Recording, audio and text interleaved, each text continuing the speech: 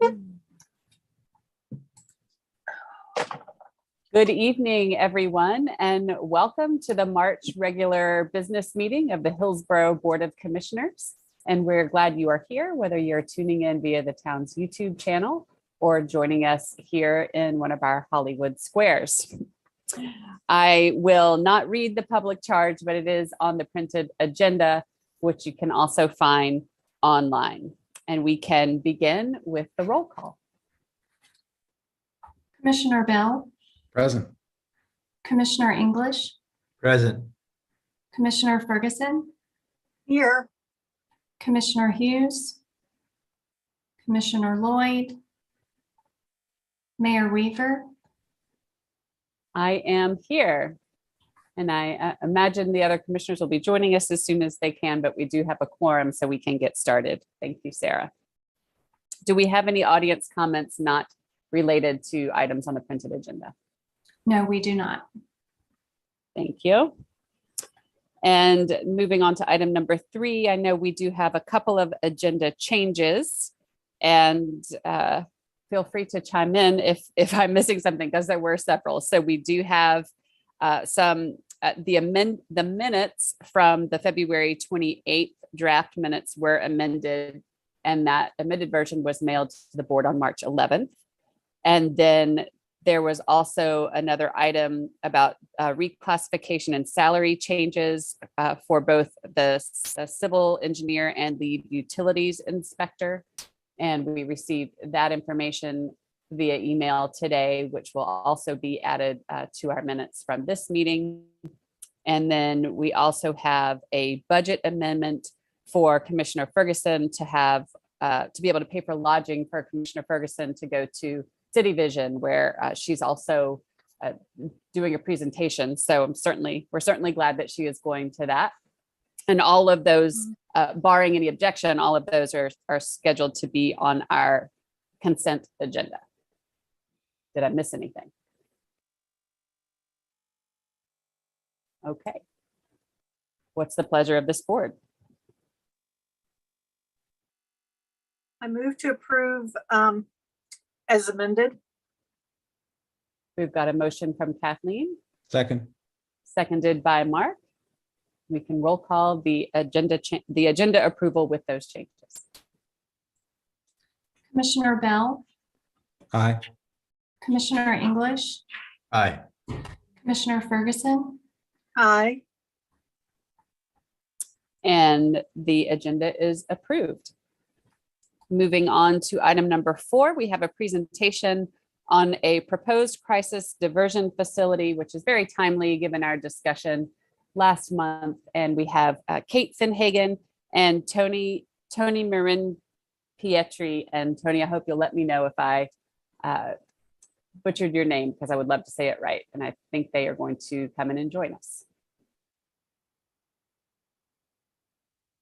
And I see that Commissioner Hughes is also in the waiting room.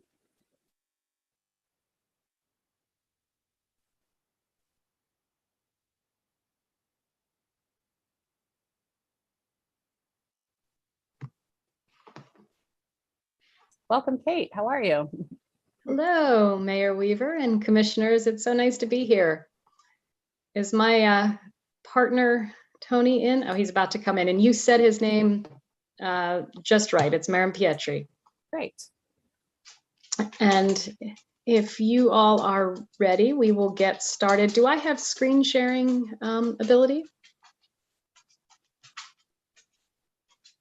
Do you have the green button down there? Yeah, I just wanted to make sure that I didn't. Okay. Yeah. Just to give a quick introduction before I turn it over to Tony and put up the slides. I'm Kate Finhagen, and I'm the Criminal Justice Resource Director for Orange County. I'm used to presenting in front of some other commissioners in your neck of the woods. We are really focused on looking at ways of reforming the criminal justice system and diverting people from the criminal justice system, supporting people when they re-enter, as I think especially Commissioner Ferguson is very familiar with. We have a local re-entry council, but one of the real issues is trying to keep folks with behavioral health issues out of the criminal justice system. And so we really have been working on this in earnest because a crisis diversion facility serves that need, but it also serves a lot of other needs of our community. And we are making the rounds, talking about the planning that's been going on for the last 2 years. And so I am going to turn it over to Tony, who is our is the chair of our Behavioral Health Task Force Subcommittee on the Crisis Diversion Facility Planning. So hopefully my slides will work. And Tony can join us.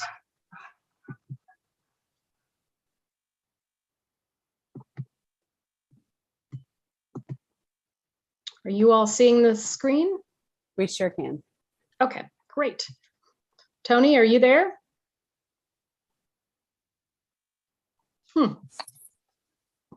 Now, can you hear me?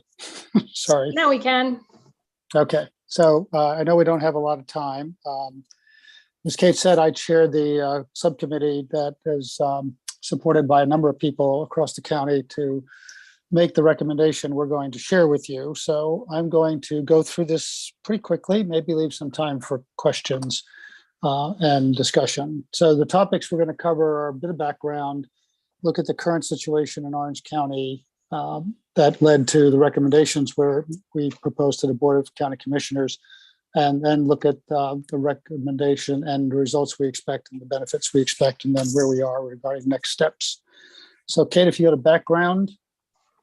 So going back to 2015, the Board of County Commissioners passed an initiative to reduce the number of people with mental illness in jails. And then in 2018, as planning for the new Orange County Detention Center was moving forward, Sheriff Blackwood raised the idea of including a diversion unit in that facility. There was a jail mental health group formed, and they did some work, but didn't complete their work in time for implementation in the new detention center. So even though the detention center is a great new facility and has new programming in it, it doesn't include a diversion unit in it at this point.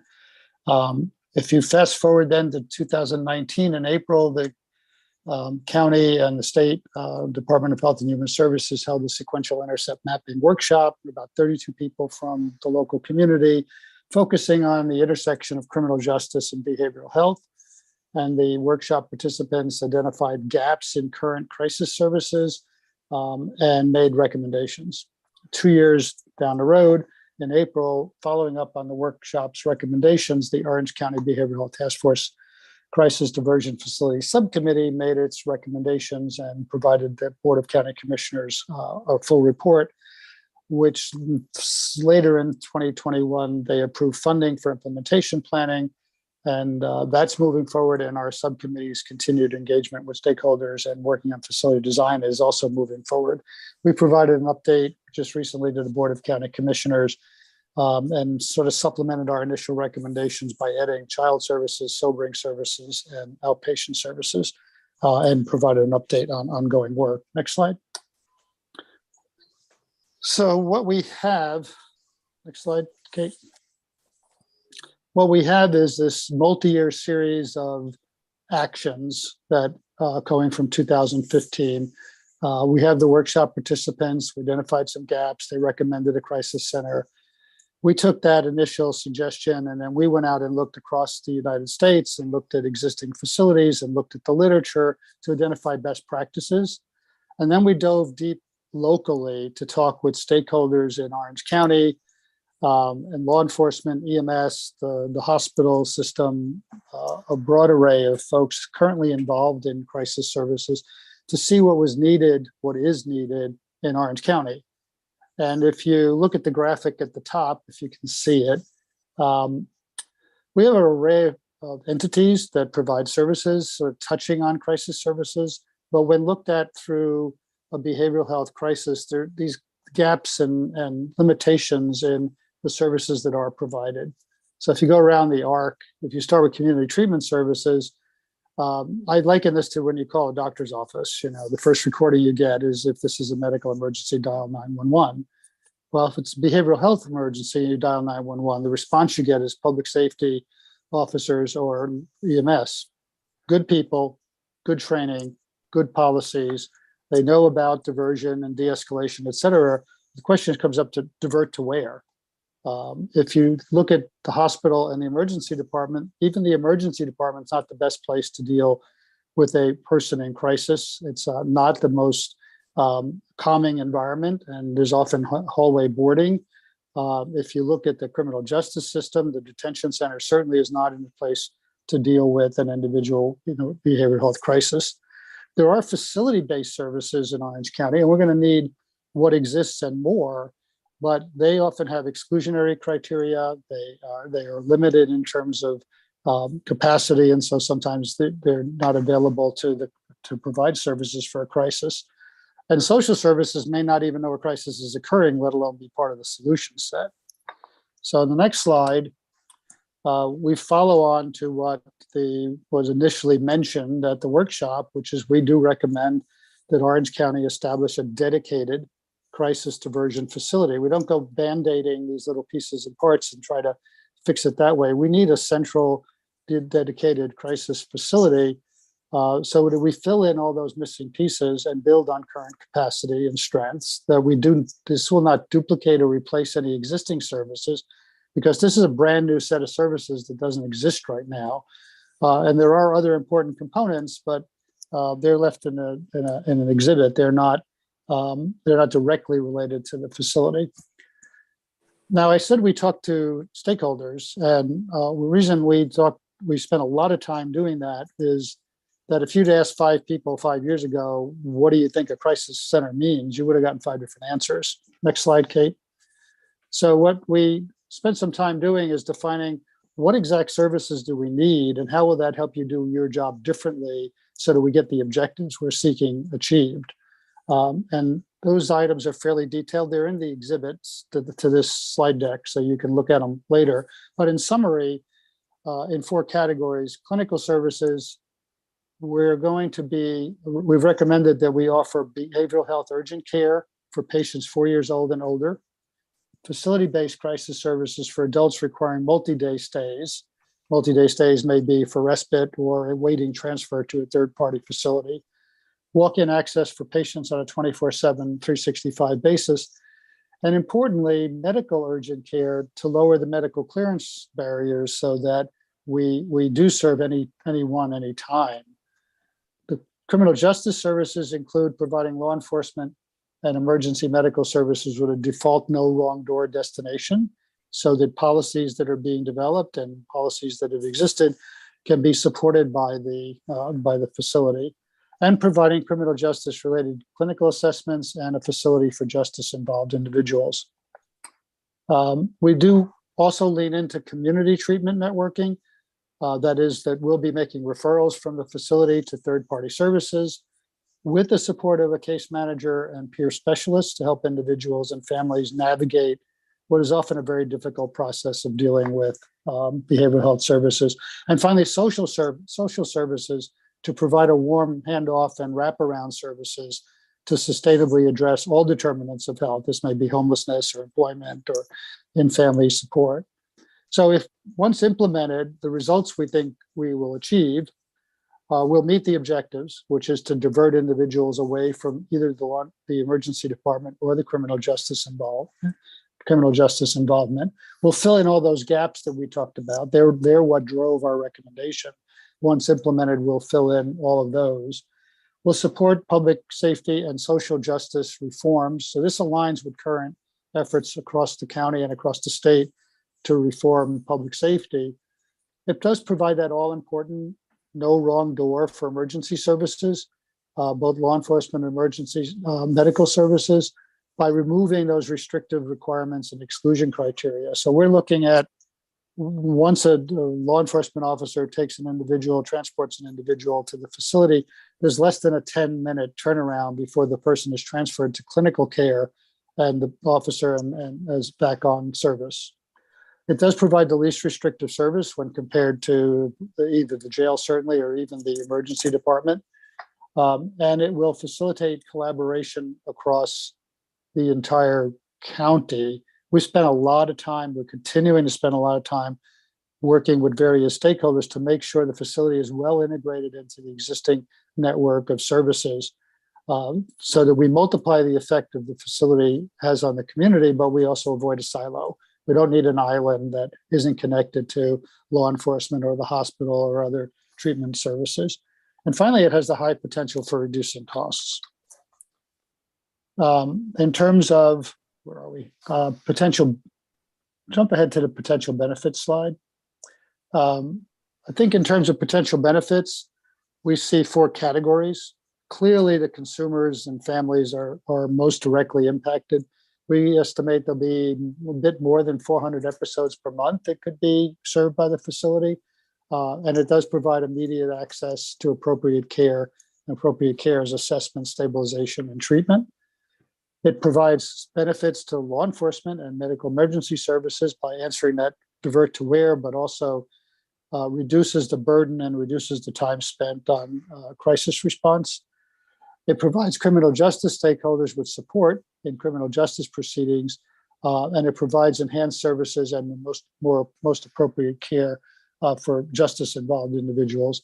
And finally, the hospital, emergency department, and inpatient care across the United States, when crisis services are in place, like we're talking about, the burden on inpatient and emergency department services drops, and associated costs drop because it's less expensive to serve a person in a crisis facility like this than it is to serve them in either inpatient care or the emergency department. So finally, this is an ongoing process. We've made a lot of progress. We've made those detailed recommendations. The county commissioners have endorsed the recommendations. They've provided funding. The next steps, sort of a snapshot of where we're at, are to identify potential providers. These are organizations that provide and operate crisis facilities. Develop operational guidelines that would include operational guidelines, performance metrics, quality objectives to ensure that the facility performs in a manner that we consider excellent, but also is well integrated with existing stakeholders. Then develop an RFP so we can go out and begin negotiations with a provider. We still need to secure land and to get approvals for that. We've already done a preliminary design for the facility based on the recommended services, and we'll be working with an architect to do preliminary design and final design, and along the way developing some cost estimates, which then leads to identifying sources of capital and operating funds. And we intend to not only look to the county's budget, but also to look at state grants, federal grants, as well as private philanthropic funding. So I think that takes us to questions and discussion. And I'm sorry if I raced through that, but I understand your time constraints. And so we're leaving you with some reading material, and hopefully you'll be able to do that and contact us if you have other questions. So. Thank you so much. That was a terrific presentation and just incredibly timely, and really appreciate all the work that you've been doing at the county level, thinking about this. And I know that Town of Hillsborough is very interested in this working. So just know that. And I know we do have a few questions. So I'm just going to start with our raised hands here. Kathleen, go right ahead. Yes, no, this is exciting. Something that the partnership has been talking about, the partnership in homelessness has been talking about for a long time. So I'm very excited. I do have a couple of questions. One,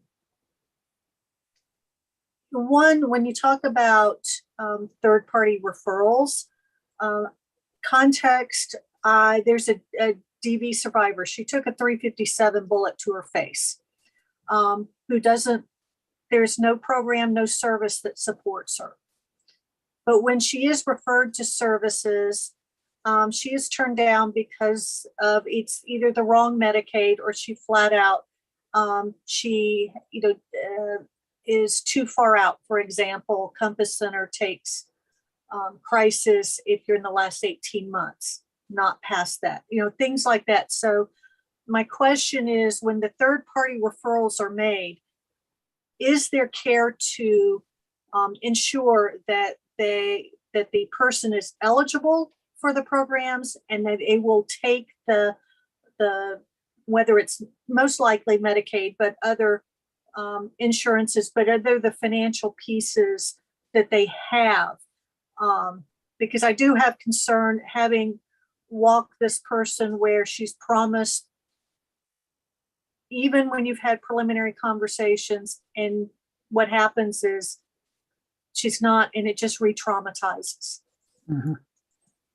Kate, did you want to take that, or you want me to start? Or that's a complicated question, but It is. Yeah, I mean, I can start just by saying that's completely unacceptable that we don't have services already in place through the Compass Center or other places to serve this woman and survivor. But absolutely, this facility is very much designed to be a holistic facility to serve everybody, regardless of insurance, uninsured, Medicaid, Medicare, and absolutely nobody will be turned away. I think for somebody who is maybe not in acute crisis or coming through from law enforcement, they can simply walk in at any time, 24/7, and get some other supportive services.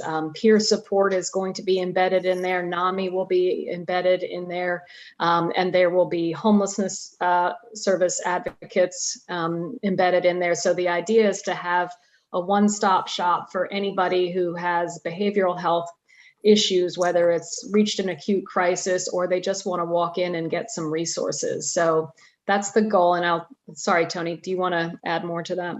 no, all I was going to say is that we haven't talked about that particular circumstance, but one of the things that's needed generally for all patients is to have someone to talk with to get, one, what facilities, what services exist. How do I get in contact with them? We expect Alliance Health to have an office within the facility. We expect to be very knowledgeable about the available services around the community, if not have sort of a working understanding with them as stakeholders. And then in terms of warm handoff, it's not just giving somebody a piece of paper and sending them out the front door and saying good luck, but having a case manager or peer support specialist help guide them to the facility that hopefully we've facilitated a referral.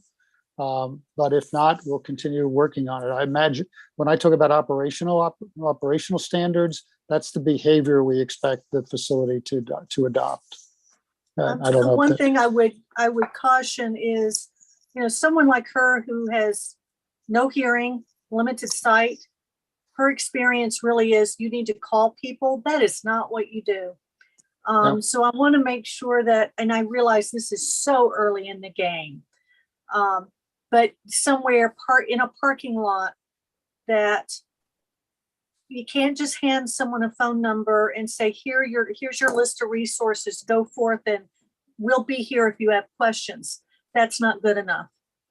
They need to have some homework done ahead of time of, we know they're going to take your Medicaid. We know that we will make the call for you. That kind of hand holding, because what's happening, I mean, I'm actually doing that now for her, but that's, I'm not trained in those kinds of areas. So I see that as an area where, those kinds of things that just way too many times. And now this, Orange County, this would be I've worked with 7 or 8 counties on this, and consistently the same issues. So I don't want to beat a dead horse, but just having seen up close and personal what happens, I just want to make sure that some way, somehow, that process-wise, when we get to that point, these kinds of considerations are taken care of, or taken to account. Yeah, I think, Kathleen, Okay. that's Commissioner Ferguson. I think there is no question. Please, I'm Kathleen.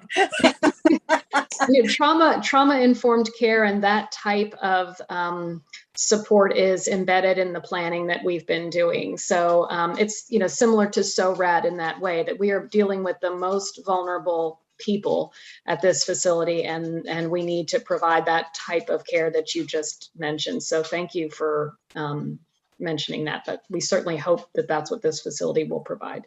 Well, And you, thank you.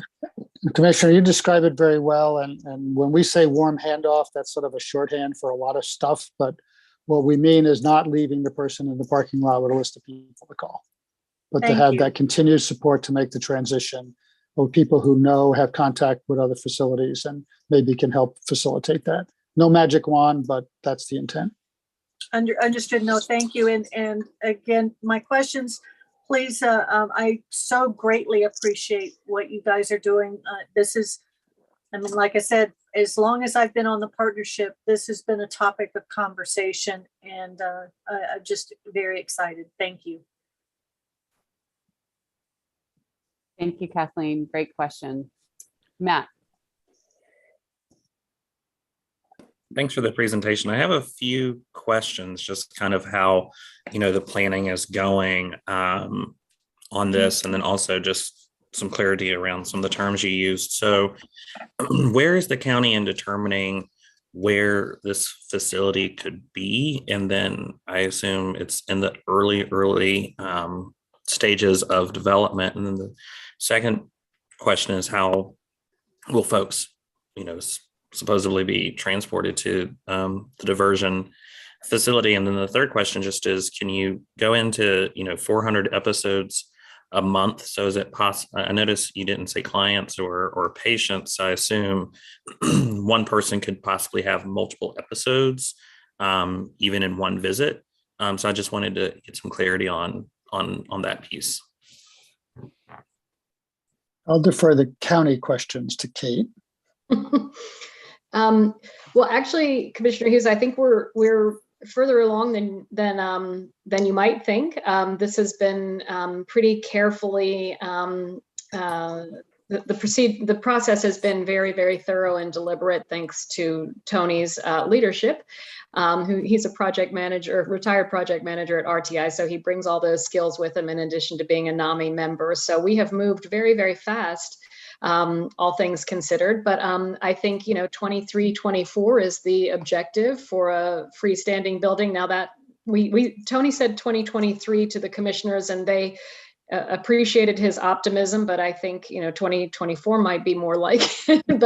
but we are already, the county has contributed $250,000 to the planning process, the next phase of the planning process, which will include identifying the land. And one of the important pieces for such a facility is that it be near an emergency room. So in case there is somebody that comes that needs to be immediately transported to the ED, we can do that. And of course, that is much more likely here in Hillsborough at UNC Hospitals. Hillsborough, there is some county land not very far from there. And so that is sort of one of the pieces of land that I think the county is very seriously considering. But we are just in the beginning phases of we're having a conversation with providers and Alliance. We've had conversations with UNC and the county, and that we have another meeting, I think, this week. So that is the next phase, is trying to determine where it'll be located, whether it'll be a new building constructed or whether we can repurpose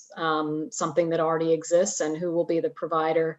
But yes, I think this is moving at a very quick speed, and there are already interested providers, who have done facilities similar to this in Buncombe County and in a few other places around the state. Ours looks a little bit different than any other facility, just because of the specs that we feel are very important. And I would encourage you all, there are a lot of additions to the PowerPoint that I would urge you to look at, because it goes into great detail about what this will include. But yeah, so more to come on that. But I think Hillsborough is a very likely location.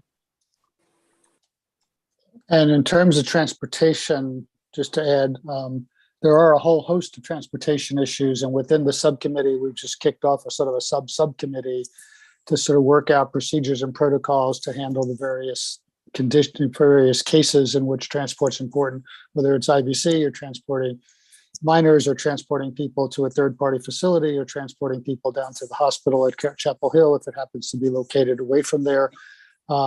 There's a whole lot of issues, but they need to be built into the protocol for the facility, and have that protocol established before we open the doors, so that we're not opening doors and asking, now what?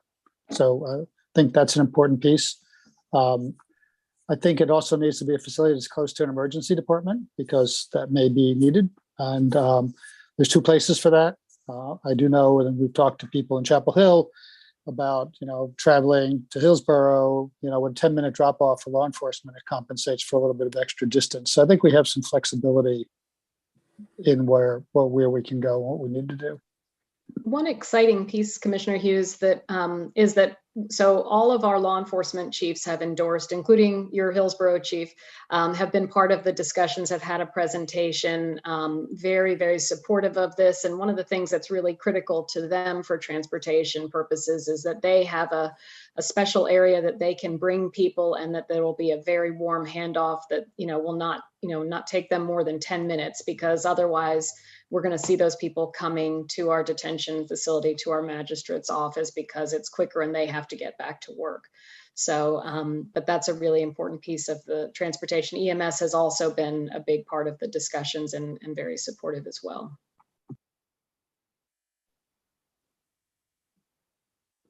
Yeah, that's great, because one of the concerns I have is just when I know there are people who've had mental health crises and whatnot, and naturally you call 911, and often it's law enforcement that responds. And so just thinking about maybe how traumatizing that might be to someone, or feeling as though they've done something wrong, to be taken by law enforcement. So hopefully, as we continue to talk about the other things that are on our agenda tonight, that hopefully there's a countywide kind of way that we can get folks to such a facility without, using law enforcement if they're not in a danger to someone, or if they're not a danger to themselves.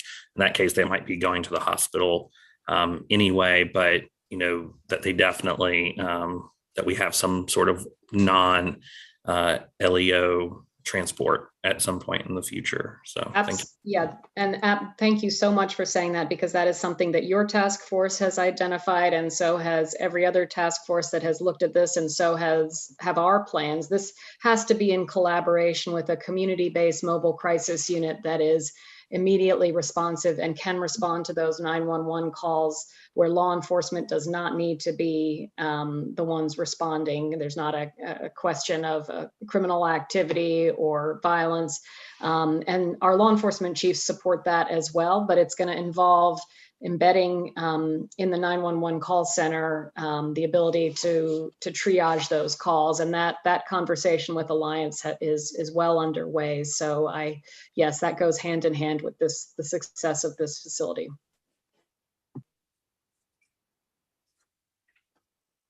Thank you. All right, Matt, are you covered? Are those your questions? All right, thank you. Mark. Thank you for the information. That's really thoughtful, and it looks like you've had a very thorough planning process to come up with that amount of good information. So congratulations on what you've done up to this point. I had one question, which Commissioner Hughes asked, that has been thoroughly answered. And I wanted to make just two observations. One is kind of inspired by Commissioner Ferguson's questions about the referral process. That I don't know if you have considered, but I would recommend you consider a closed loop referral system for these kinds of services. So as these people in need are encountered, that when they're referred to a service, that that the service was actually provided and by whom and when, and that record is available to other people, other organizations who may encounter an individual in the future. It's helpful to provide kind of a total view of that patient's care. So a closed loop referral system would be a really important point to ask about. And then also, I don't know if you have in your planning process have factored in or looked at the NC statewide telepsychiatry program as a resource that might be able to be engaged in helping people in these situations. But I have a lot of experience with that organization and think very, very highly of them. So they could be a resource for you in the future as well. Thank you for mentioning that, Commissioner Bell. Maybe we could follow up with you separately related to that, because I'm not aware. Tony, are you aware that we've looked into, did you say it was NC STEP? NC STEP. Yes, housed at the East Carolina School of Medicine. Okay, yeah, we would love to know more about that. I mean, there is telepsychiatry going on in our detention facility currently.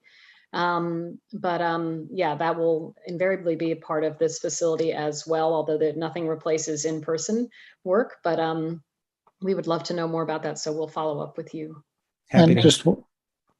just one comment on that. One of the things I love about these kinds of presentations and discussion is we're always taking notes about things we need to look into and things we need to do. So every time we push out to more and more people, we get better suggestions. And under operational plans, I think both the items just mentioned will need to be considered, which is how do we get feedback from the third-party facilities we send people to, so that becomes part of our operational planning and continuous improvement. I think that makes a lot of sense. We will have 2 video conferencing rooms within the facility. One will be criminal justice related with a video link to the magistrate so that law enforcement can feel comfortable coming to this facility without having to worry that, gee, maybe I should have gone to the magistrate and deal with all that process, which Kate knows more about than I do. The other is devoted to telehealth, to dealing with counselors and other providers. So I think that suggestion is very good. We haven't identified all the providers or how that'll work. So when you follow up with Kate, I think we can get that information factored into our operational plans. So thank you for mentioning both of those.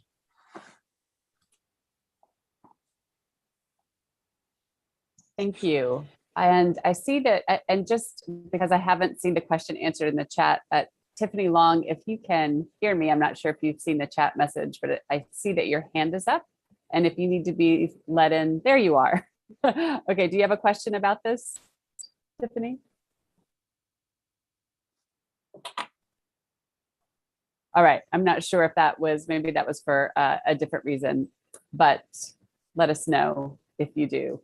So Kathleen, why don't you go ahead and ask your question? And then I think we probably need to wrap this item up because we have a big agenda tonight. So, and I'm glad that there's so much interest in this because it's going to be such a benefit to the community.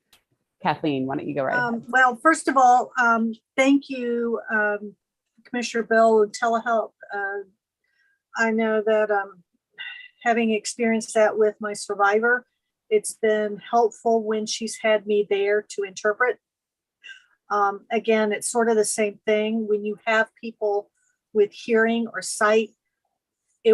Just be mindful not to push people into that as the default, because that's, again, personal experience with this survivor.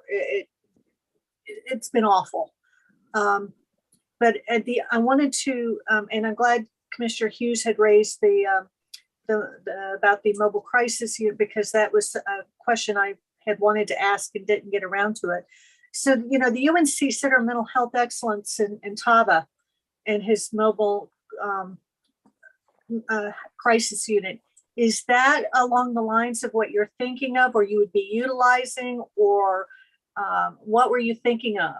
I'm kind of curious because I know that I've been really impressed with what he has done on getting out into the community with that. Yeah, just very quickly, there's a lot of different models for mobile crisis. Currently, the Center for Excellence in Community Mental Health has an ACT team, which is for people with serious and persistent mental health issues, but they do not have mobile crisis in terms of responding to crisis calls. Those all, if they either go to 911 or they go to facility-based crisis at Freedom House, which has a mobile crisis team that Alliance supports, and Cardinal before that. But unfortunately, it's not very mobile and it's not very immediate. So we really need something that is community-based, community-led, that is 24/7, manned by enough folks with, hopefully embedded with a peer support specialist, a social worker, a clinician who can respond, in immediate crisis. And relieve law enforcement where they're not needed. But yeah, that is a very important conversation that's going on. And Tava is a part of all of the conversations as well. Cool beans. I was going to say, if not, because he's been amazing what he's accomplished. Thank you. Kate and Tony, just thank you so much for being with us tonight. Really, really appreciate it and look forward to seeing how this unfolds. And please let us know if you need to come back and tell us more. And we'd be glad to have you back again. So thank you. Oh, thank you so much, Mayor Weaver, for having us. And yeah, we look forward to returning whenever you would like us. Great. Thank you very much. Absolutely. Appreciate the And comments. yes, thank you. Have a good evening. And that slide deck will be shared around and will also be included in the minutes as well.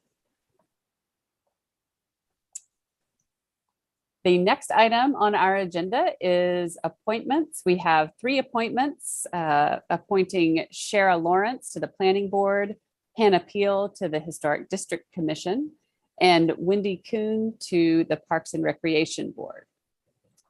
I move that we approve all 3 applicants.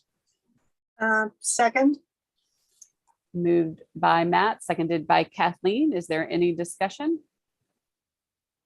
Seeing and hearing none, we can roll call this vote. Commissioner Bell, Aye. Commissioner English, Aye. Commissioner Ferguson, aye. Commissioner Hughes, Aye. Commissioner Lloyd, And those appointments are approved unanimously. Thank you to all 3 of those residents for being willing to serve. We really appreciate you volunteering very, very much. Then we have item number 6, our amended consent agenda. What's the pleasure of this board? Move to approve as presented. Second. We've got a motion and a second. We can roll call the vote. Commissioner Bell, Aye. Commissioner English, Aye. Commissioner Ferguson, Aye. Commissioner Hughes, Aye. Commissioner Lloyd, And the consent agenda is approved. Thank you, everyone. Approved unanimously. Moving on to item number 7, which is our regular agenda. First up, we have item A, a letter of interest for contiguous annexation for the NC 86 and Waterstone area. Mayor Weaver, before we go to that, I just wanted to make a quick comment about Please. the last item. I think it's the last item, item L on the consent agenda. I just wanted to point out to everybody that US 70 study is a companion study to a similar study for Durham County. So they're looking at the Durham Chapel Scarborough MPO is looking at the 70 corridor as a total. And this is just kind of our half of that study. That's it. Great. Thank you. Great thing to point out. And if you guys were part of that, I was aware of that. And if you were part of that, very, very excited about this. Yeah, I think it's going to be really informative and It's Really good. going back, now what, 2006, 2007, when we walked that corridor and we're reimagining it. It's like, oh my God. Fruition. All right. Well, to our task at hand, is Shannon going to come in and join us for this item? Great.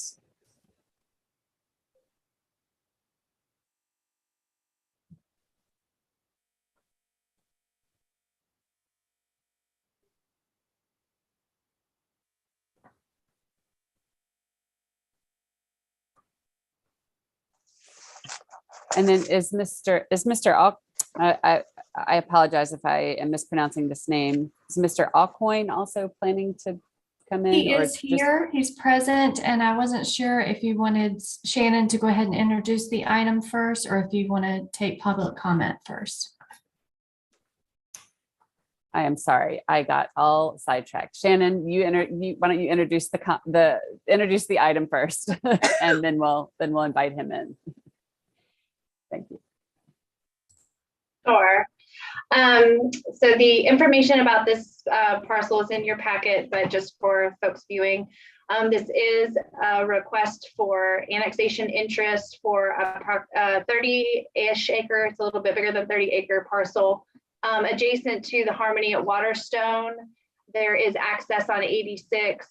The parcel is shown on the future land use plan as mixed residential neighborhood.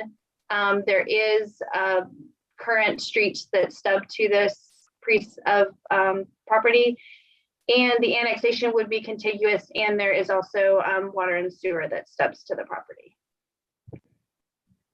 And I think the person who wrote the letter may be in the waiting room too. George, do not know how to say his last name, Reschel.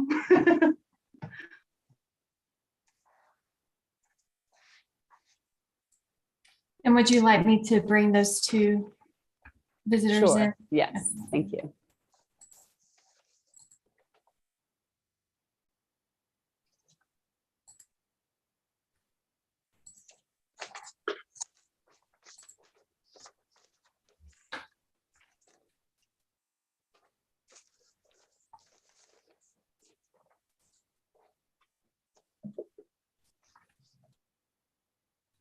Thank you both for joining us. And maybe we can begin. If Mr. Alcoin, will you let me know if I'm saying your name right?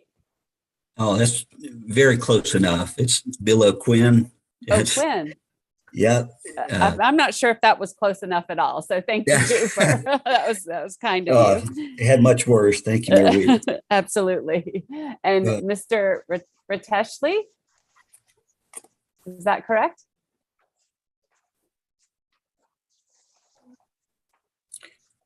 Well, I think he's muted. Okay, he's muted. Well, perhaps we'll get there. But do you have anything to add to Shannon's introduction?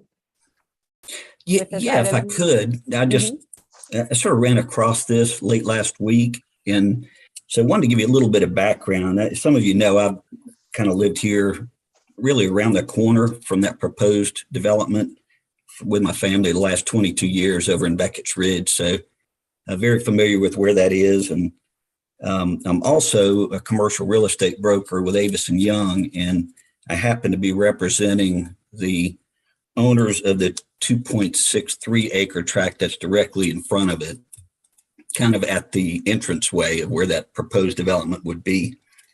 And so when I saw the agenda come out, I reached out to KB Homes and directly to George, I believe there over at Ballantyne, just to understand a little bit about, hey, if they're doing this development, could they buy our property and sort of include it to add more units?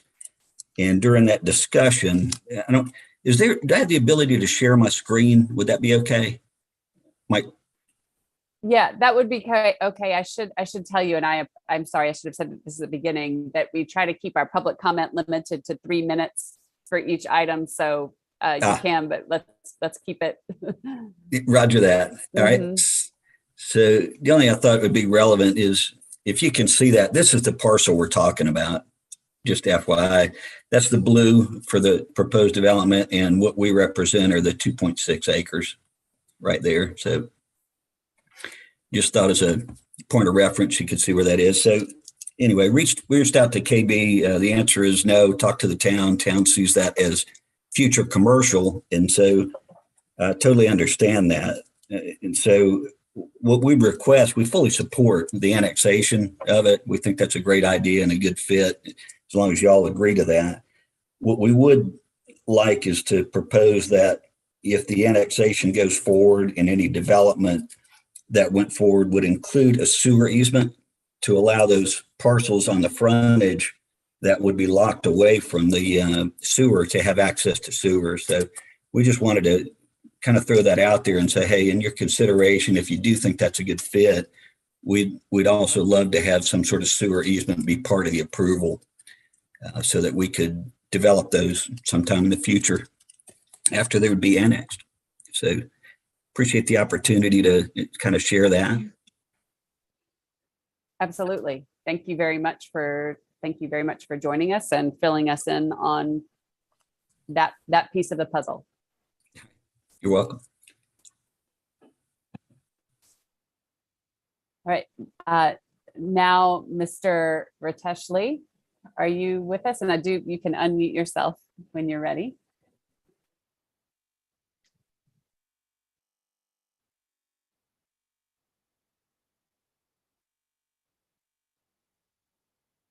George, if you are here with us, we can neither see you nor hear you.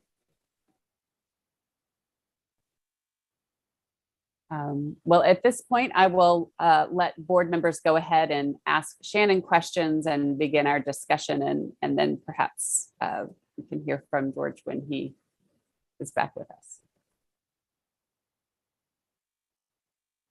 Questions for Shannon?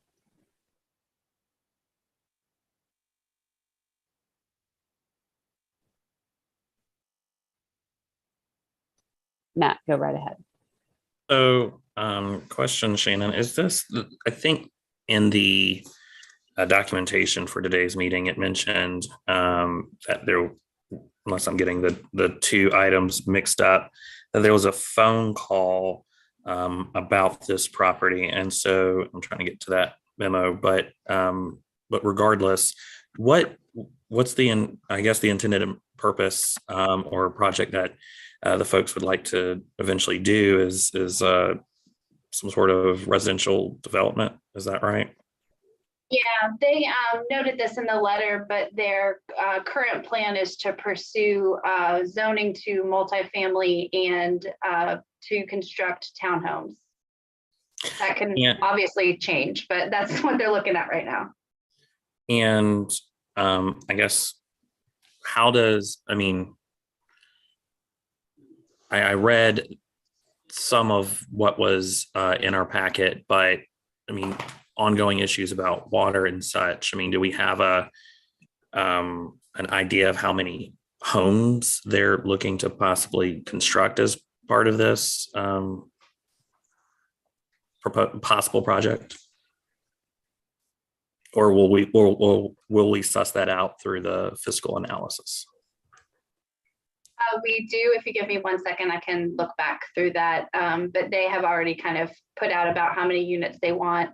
And I'm not sure if Marie is in the call if she wants to speak on water sewer capacity, but we would reserve that when we did the develop agreements kind of down the line. And we could talk more about that if this board wants a fiscal analysis for this request.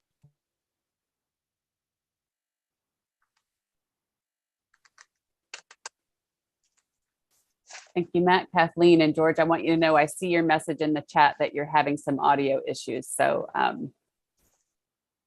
let us know if you figure those out and if we need to. Anyway, let us know if you figured that out. Kathleen, go right ahead. Yeah, no, I want to find out if the applicant is willing to pursue commercial. I am concerned. This is an economic development district, and part of me is mentally throwing my hands up in the air that once again, a commercial, the economic development district, and we're asked to consider housing, single family houses, multi-bed houses. And on top of that, it's next to an arterial, two arterial roads. So that is my question. Are you willing to consider commercial?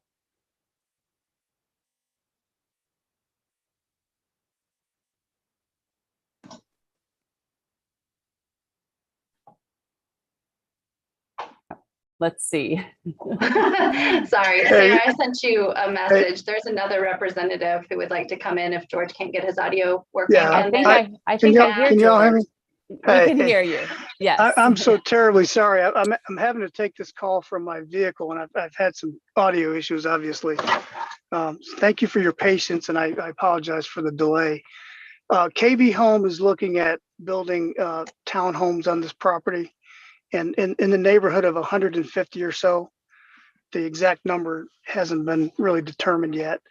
And so the sewer stub to the property to the east would have to be examined a little bit. The caller, Mr. Oysen, or Bill was asking about. Was there another question that I was not able to answer that I can answer now? I was asking if you're willing to consider commercial instead of housing. Well, for is this an economic particular, development district, and it's Yeah. it's in a also because where it is 2 arterial roadways. right, I think for this particular applicant, the KB Home, they're a home builder, so I don't believe that would be something they'd be looking to do. I'm not sure if Therm or somebody else with KB is on the call here that they want to chime in and answer that, but I Yeah, think they're looking at. I'm happy to speak. So thank you all for taking time. Thank you for letting me speak. So I work for KB Home, and while we're here, we've never done a project in Hillsborough, and we came across this property. We've been chewing on it for several months, have gone through several iterations. And last we met with Shannon, she recommended we just come before y'all and kind of see what you think. And it's the same concerns given where it is, and what we do. We're not a commercial developer. We are a residential home builder.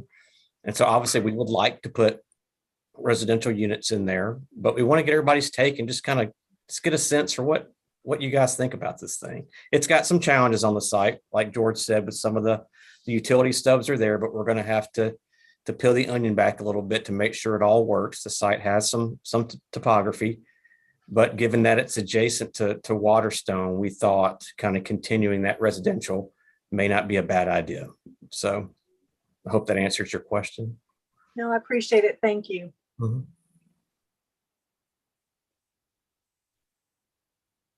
Mark, Commissioner Bell, go right ahead. So thank you for your letter of interest. And what we have in abundance is interest in developing residential for a variety of reasons. Yeah. And probably the first question I think many of us might ask is, maybe the second question is, what are your thoughts on how many permanently affordable housing units would you be willing to, or what percentage of the units would you be willing to work with one of our local partners, such as CASA, Home Trust, Habitat, or Empowerment, to set aside a certain number for permanently affordable housing? We'd be more than happy to work with Community Home Trust. We're doing it now on 2 projects, one in Chapel Hill and one in Carborough. It hasn't been a one-size-fit-all approach. It's been a very kind of iterative, collegial experience. And it's been a new one for us. So we're kind of learning the process and learning the best way to do it that kind of provides the most benefits for the most people while still making the project economically viable.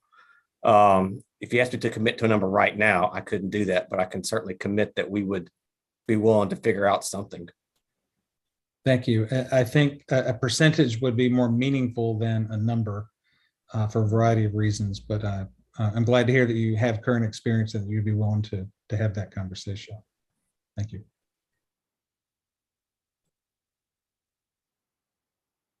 Thank you, Mark. Could you show the map again, whatever you showed before, as to who owns which parcel of land? Well, what I think we're really considering, right? I think, Shannon, can you? But there are 2 people interested in the land, and there was one that was red. I'm not. Oh, yeah, that's it. Who owns that? Who owns which? Or is it the same thing? Who owns it? The property highlighted in red is owned by Mary Terry. And Oh, that's the the property different that, one. That's not the one I wanted. I wanted the one. Are you talking about 2? Boy, I'm No, not with it. the property that Bill was talking about is a property that he has for sale over here. It's not part of this discussion. He was just mentioning that he has that for sale. I thought so he's not on the same side as the other property. I thought Mary Terry was on one, was on U86 and the other was on O86. No, Bill has, can you see my cursor? Yes. Bill has this property right here for sale. But Okay, all who we has are trying to decide, all we are deciding tonight, the question before us tonight is just the letter of inquiry for for the section outlined in red. Bill just wanted to let us know that he had that other piece and he was interested in having a sewer easement in the event that the town did end up annexing this section in red. But really what we need to be discussing and thinking about tonight is whether we have interest in seeing more about this property that Mr. Bowen is here talking with us tonight. I thought we discussed Mr. Moran's property. Didn't we discuss that before? We're going to discuss Mr. Moran's property next, Evelyn. This is a different one. At the last meeting or at some meeting, we discussed which properties we were, well, I'm not at my best, obviously, but I thought last time that was whether or not we wanted to annex something. And then the Terry property came about, that was on U-86. And I thought Mr. Moran's property was on the other, I was on old 86. Yes, that's correct. Mr. Moran's property is, well, most of it's on Kate's Creek and Old 86. Okay, and so we're talking about his property or the Terry property? Right now, we're talking about the Terry property adjacent to Waterstone. And so that would be more, I remember that now that would be more townhouses or more next to townhouses, sort of. Yes. Don't we have enough houses in Hillsborough? The market doesn't think so. Well, where are these people going to eat and go shopping and do other things than live with no food? We're going to be like other countries before long.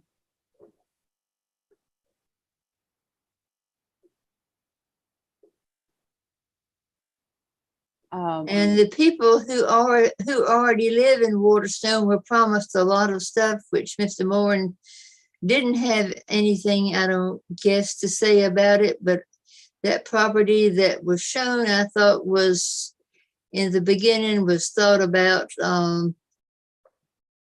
commercial or something that would give the people some place to go, because we've got a lot of people who were promised other things, other places to eat. And I think I mentioned this in the last, and perhaps meeting before last, and I still feel that way. I think we have enough townhouses. And I may be the only one that thinks that, but I think unless they're going to be lower, as Commissioner Bell said, unless they're going to be lower affordable ones. Have I hit the right ones yet? Hit the property? Well, no, Evelyn, this is why we're here, is to talk about. Well, am I hitting the price, the Moran property? Was that the one? Well, last time we talked about houses, the Terry property wants townhouses too, as well. Yes, that's what they're suggesting, is that they would like to build townhouses on this property. And so, does he have any idea how many townhouses he might have? Mr. Bowen, I believe Shannon said about 150. Is that what? Give or take, yes. Okay. So 150, how many is in the land that's beside of it? The one in Waterstone? I couldn't tell you. I couldn't answer that one for you right now. I'm asking It's the 200. It's planner. 200. It's 200. How many? 200. 200, so that would be 350 townhouses. Joy. I'm sorry for my exuberance.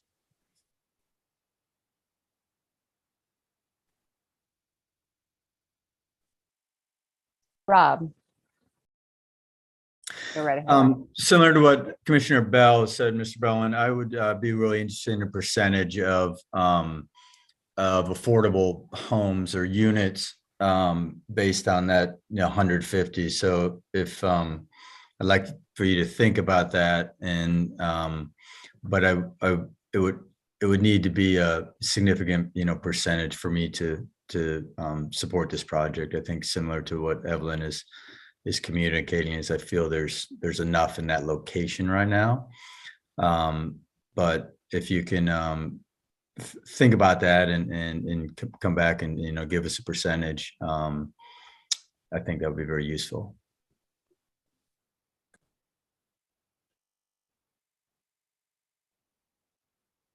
Thank you, Rob. Matt? I'm not willing to necessarily say no. I think I would like to know a little bit more detail regarding, what all the applicant would like to do with the property, and then also see the financial impact, similar to the other project that we're going to be considering here soon. So, that being said, I'm not a no, I'm not a yes necessarily, but I am, this is just preliminary. We're not really making any binding decisions. So I'm at least willing to go ahead and entertain let's see what the impact statement from staff says. And in the meantime, maybe we can get a few more details. Understandably, the developer's not going to go through a lot of steps on something that may or may not happen. But if we can get a little bit more detail on what they imagine, and we can address some of the affordable housing issues. I'm kind of agnostic on this at the moment just because of the water impact, but affordable or not, there is a housing shortage across the board for all income levels in one of the most rapidly growing areas of the country. And so that's something that definitely sticks out in my mind. So I'd like to, see the statement and get more detail.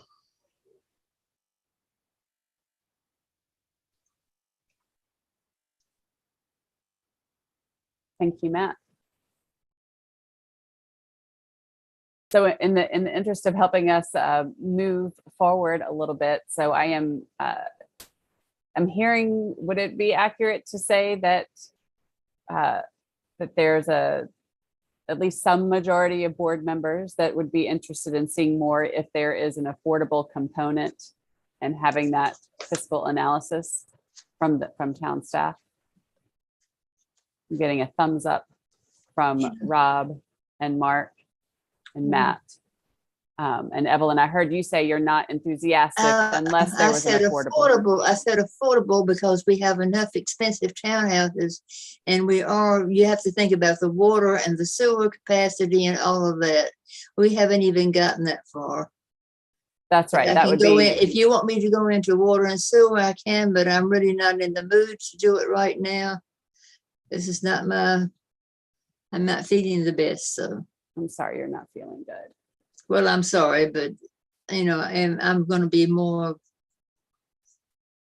I'm going to say more when I feel like saying more.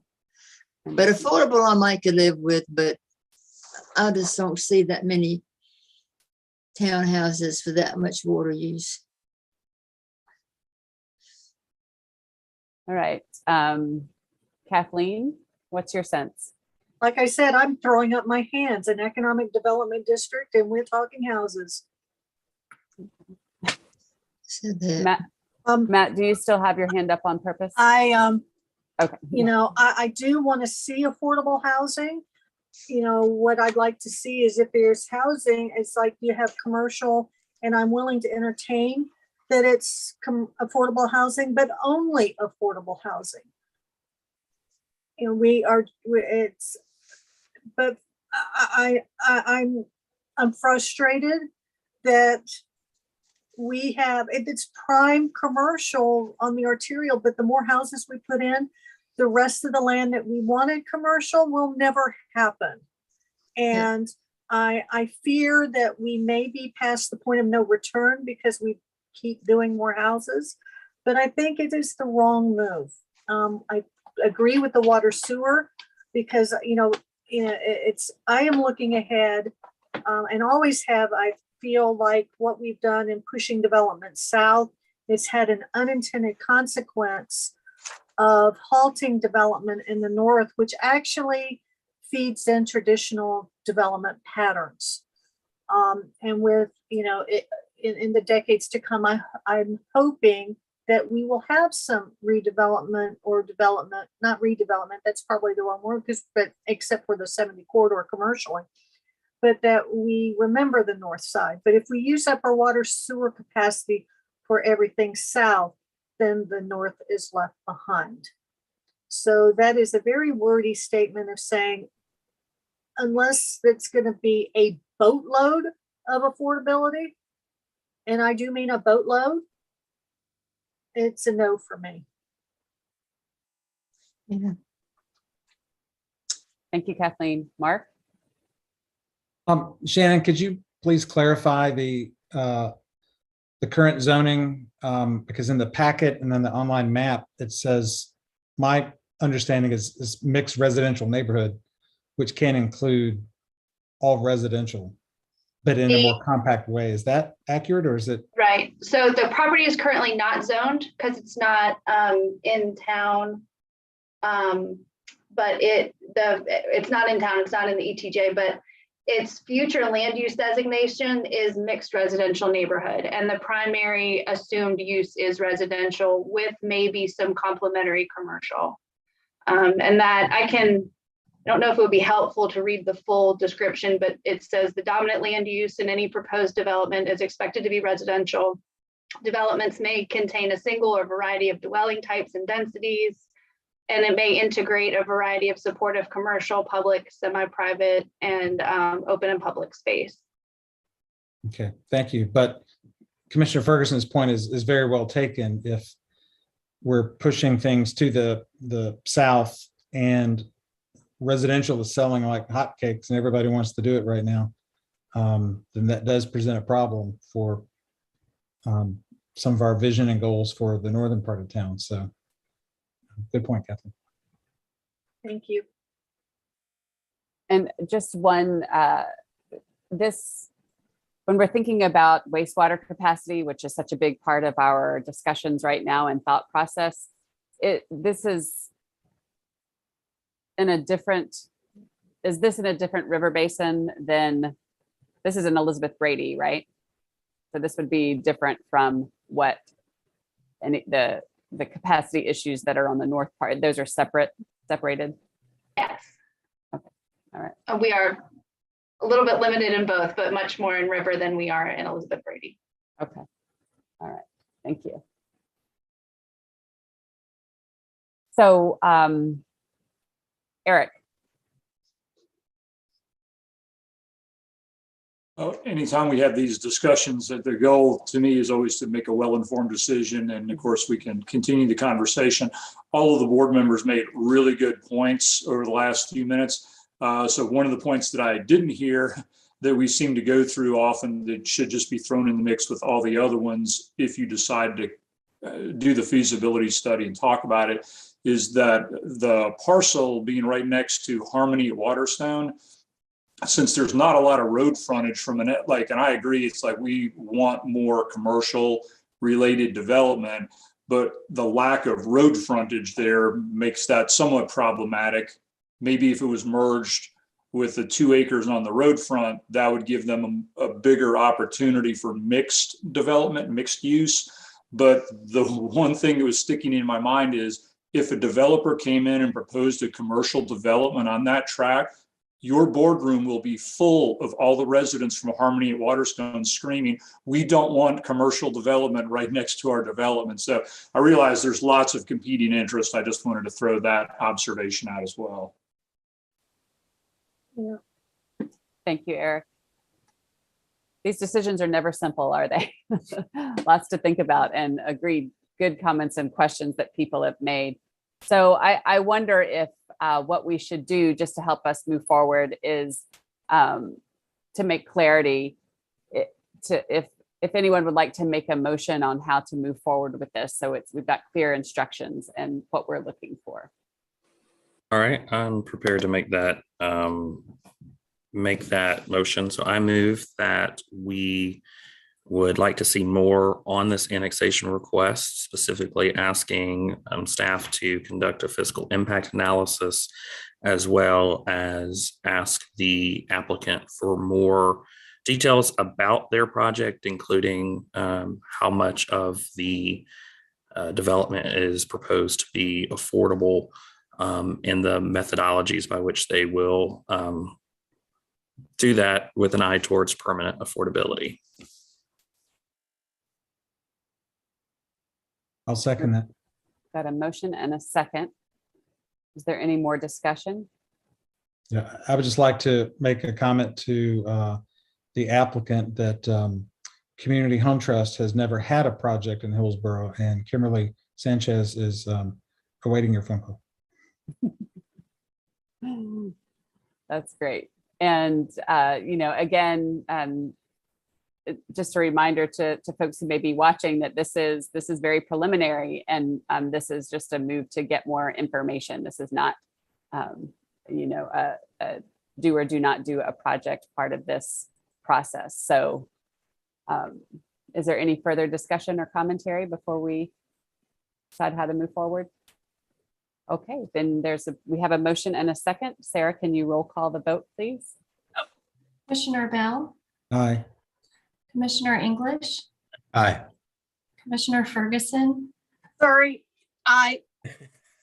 Commissioner Hughes, Aye. Commissioner Lloyd. All right, and that is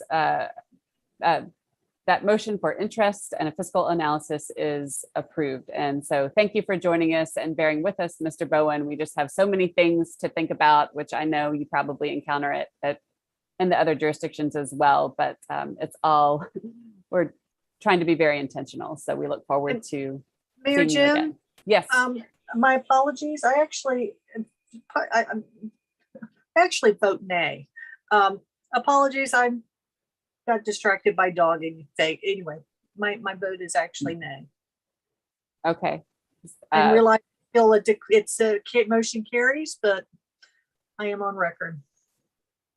I am, unfortunately, though I am a mayor, I'm not a parliamentary expert, and I'm not Okay. sure if we need to do a revote. Yes. But I know our mayor pro tem is a parliamentary Yes. expert. So once the vote has been announced, that is the vote. You Okay. can do a motion to reconsider, in which we would then basically do a revote. Okay, I'm going to do a motion to reconsider to revote. All right, there's a motion to reconsider. I will second Kathleen's motion. Thank you. And so then I believe we've got a two-part thing. We need to vote to reconsider, and then we'll do the revote. All right, we have a Correct. motion to reconsider and a second. Sarah, can Commissioner you? Bell, Aye. Commissioner English, Aye. Commissioner Ferguson, Aye. Commissioner Hughes, Aye. Commissioner Lloyd. That passes unanimously. Now, Matt, would you like to Yeah. make your motion again? Say all of that again. Yes, I move that we move forward with further consideration of the annexation request, specifically directing staff to conduct a fiscal impact statement. And this is the part where I get tripped up a little bit, including seeking more information from the applicant about affordable housing, and for the applicant to also come back to us with some additional details, specifically about affordable housing with an eye towards permanent affordability. I think I got most of that right. Second. We've got a motion and a second. Sarah, can we roll call this vote, please? Commissioner Bell, Aye. Commissioner English, Aye. Commissioner Ferguson, Nay. Commissioner Hughes, Aye. Commissioner Lloyd. And the motion passes 4-1. Thank you, everyone. And thank you for joining us, Mr. Bowen. Thank you. Thank y'all. And thank very you, much. George, as well. Sorry, apologize. Worries. And I apologize for the dog segue. It's all good. Life on Zoom. All right, next item is 7B, a letter of interest for contiguous annexation for the Morin tract on Cates Creek Parkway. So this is the Morin tract. It is approximately 60 acres intersected by Cates Creek Parkway, and it also has some frontage on Old NC 86. A portion of this property is within the town's ETJ and is already zoned EDD, which is Economic Development District. And then the full parcel is shown as part of the future land use plan as being mixed use. The annexation would be contiguous, and there is water and sewer stubbed to this parcel. Staff, as directed at the previous board meeting, did prepare a fiscal analysis, which was in the packet. We discussed the financials, and then each department also brought up any prospective impacts or thoughts about the development proposal. And I think that John Reyna is here, Sarah, to answer any questions that I cannot answer. All right, why don't we bring him in the room and then we can do the Q&A.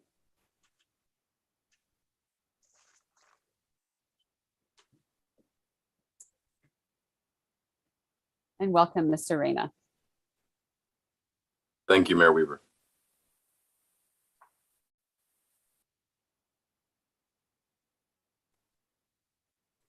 Sorry, I'm having mute problems. And Mr. Reyna, do you have anything to introduce or say at this time, or do you just want to answer questions as they come from town board members? I think our plan currently is as it was described in the previous meeting, and I'm happy to answer any questions. Great, thank you. Thank you. Questions and comments from board members? Mayor Jim? Go right ahead. I'll make and this Jen is easy. still fine. Okay. No, my comments for the previous property stands for this one.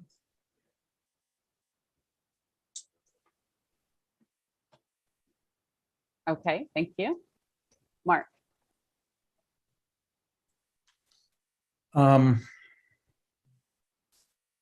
Pulling up my list of questions.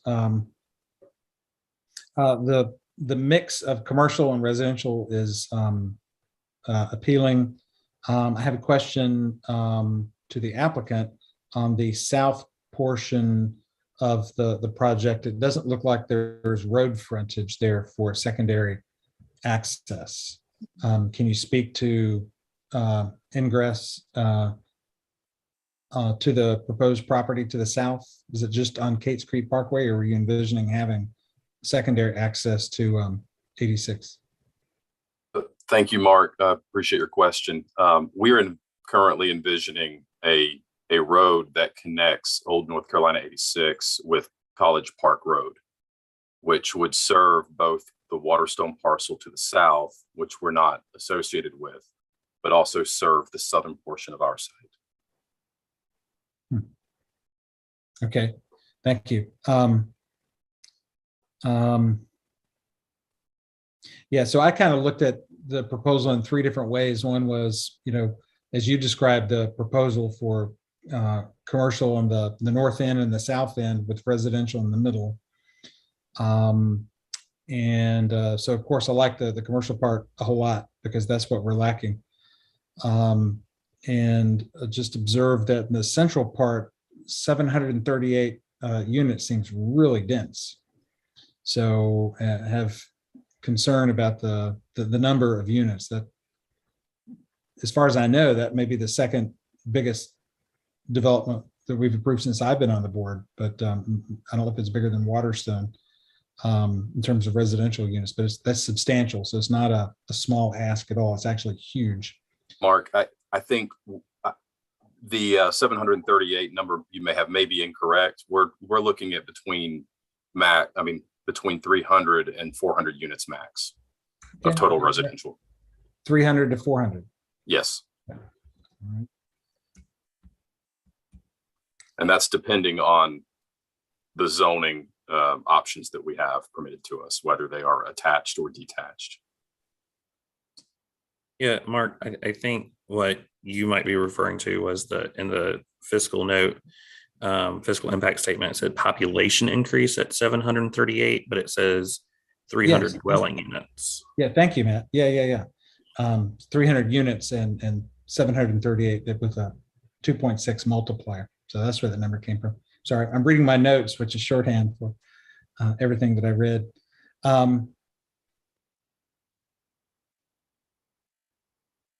And of course, Shannon, I guess that in the financial model that was presented to us in the packet, that we've made some estimates and that there appears to be some variation on what the applicant is thinking and then what we are thinking. So I just wanted a little bit of discussion or explanation of kind of the differences. And of course, what we're discussing tonight is just the overall concept. It does not get into the specifics. It has to go through the whole planning process and a public hearing. And there's a lot more to be done there. So I'm just trying to estimate what might change in terms of these estimates and the financial impact to the town between now and that time. Can you say a few words about the estimate between what the applicant is providing and then what the town comes up with?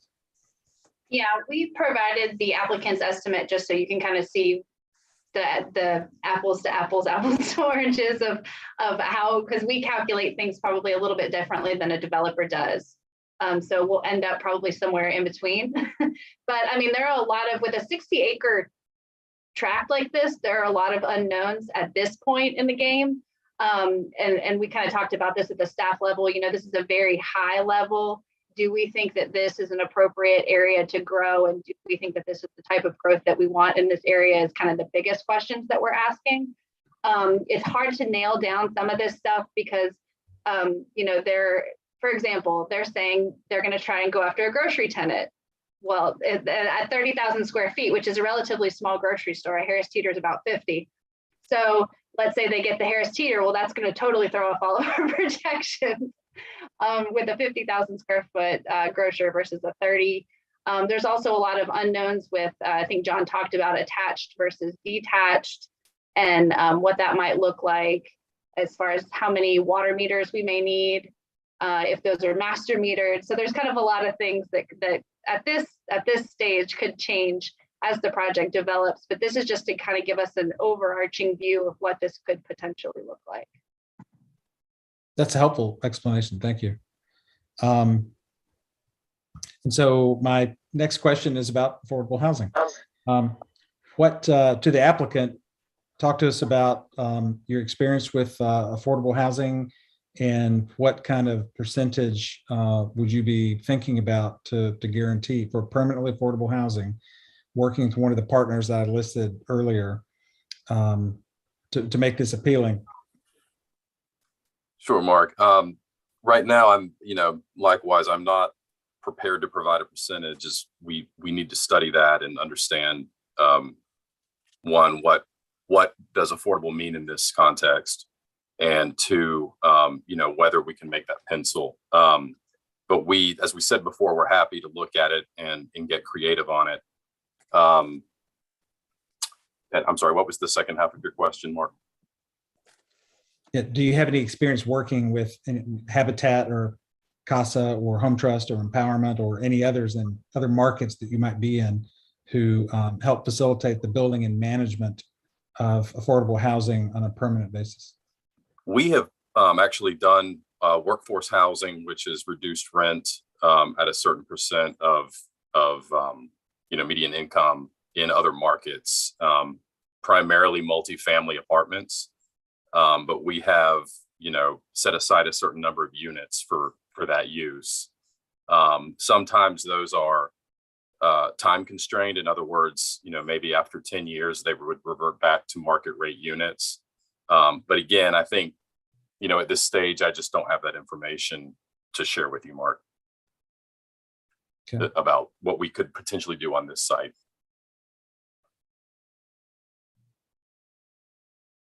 But that being said, we're willing to have the conversation. I would like to know what affordable housing in this context means, though. Is it Section 8 housing? Is it, market rate, reduced rent housing? What are we talking about? Right. Thank you. So I think what we have in mind is a variety of affordable housing that market different sections of AMI. So low, middle, high. We have a variety of affordable housing in Hillsborough, but not nearly enough, and the problem is only getting worse. So we have age restricted, we have habitat housing. There's a project that's being developed a little bit north of where your proposed project would be, that I know is veteran, and I think there's some other criteria selected for those units. So we're looking for a variety and to be inspired by what your vision might be for including affordable housing, and not on a 10-year basis. That's not affordable. To coin a phrase from Commissioner Ferguson, that's not affordable. So we're looking at 30-year or 100-year. Okay. Well, we will we'll look at what that does to our pro forma, and we'll be happy to come up with something and propose it to you. Thank you. Thank you, Mark. Kathleen. I will say Orange County that 99-year affordability is our standard. That is what all of our nonprofit housing developers and partners do work with, whether it's Home Trust, Habitat Empowerment, CASA. Speaking for myself, nothing less is going to be acceptable for me. It must be a 30-year. All that means is in 30 years we're kicking out families. It's got to be permanent.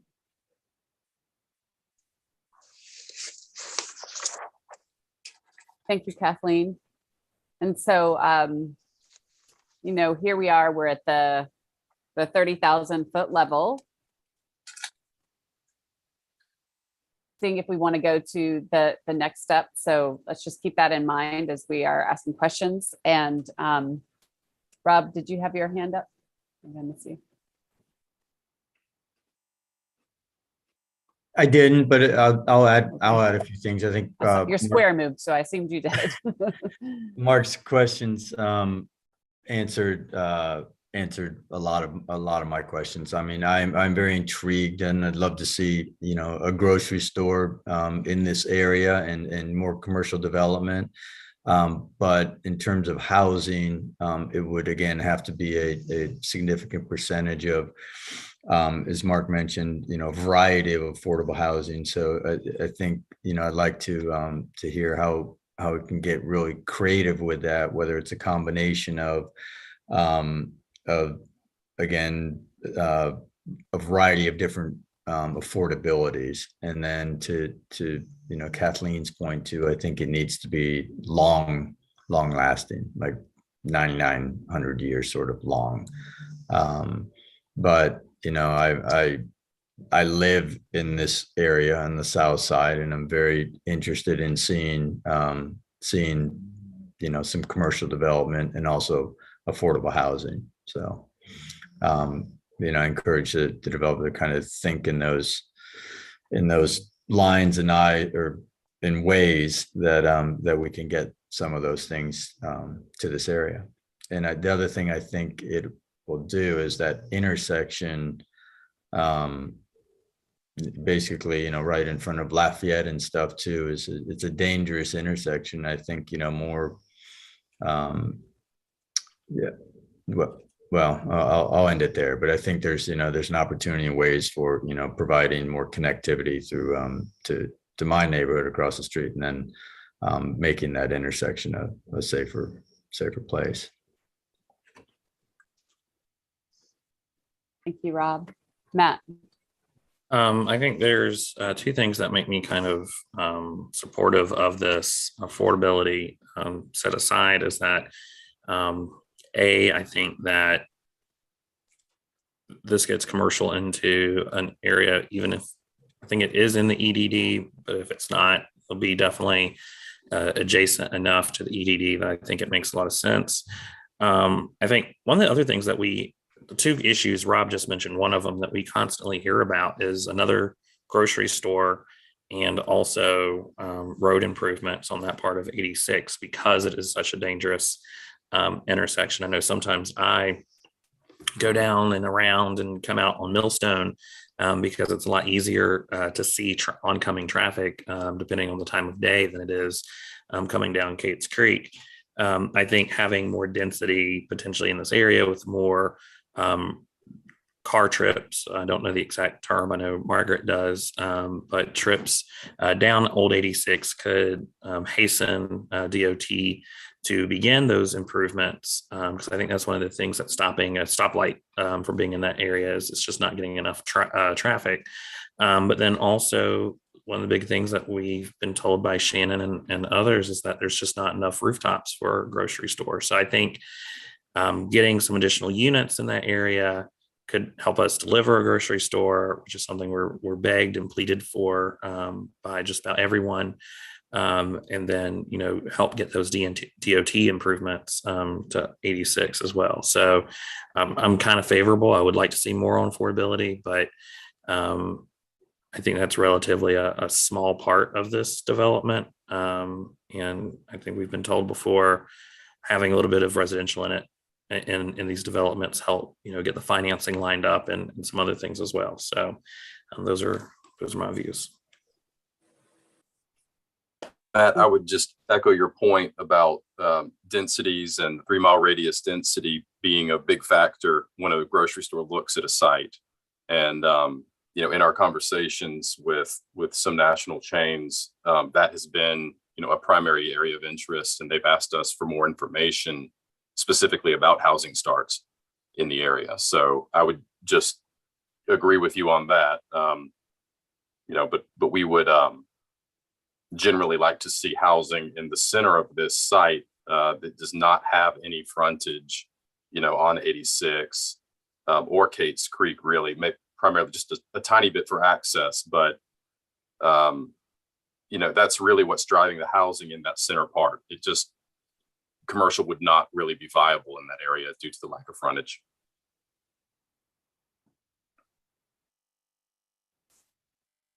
Thank you, John.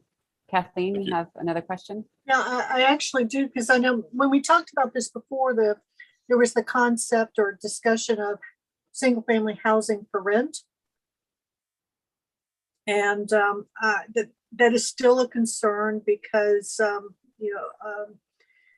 everything that I can find, it references that it's very successful in the beginning until there are issues. And then it's not in the residents expect residential support and service or rather municipal support and service, and the municipality has their hands tied. So I'm going to put that out there that I think that needs to be a further topic of conversation. And secondly, I know you mentioned about housing choice vouchers. I do not want to lose that in the mix, because that is the housing choice and the VA vouchers are incredibly necessary.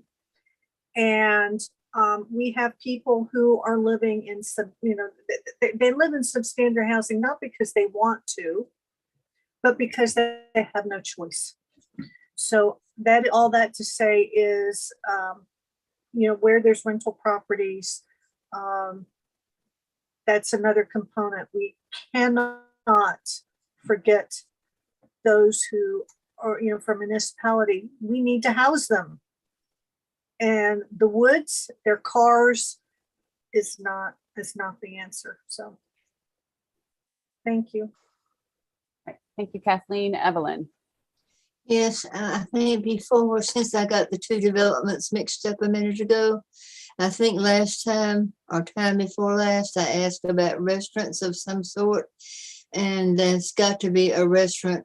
There's got to be some place for these people to eat.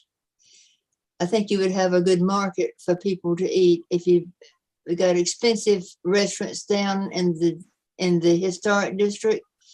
And I can't see why you can't get one that's a little in between. There's got to be somebody who would come with that many people. I don't care how many rooftops there are.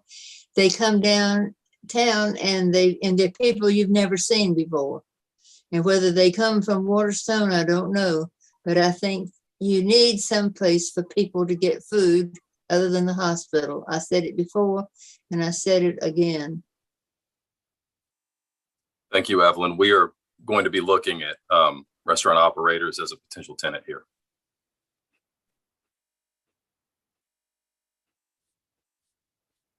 John, can you say a little bit more about the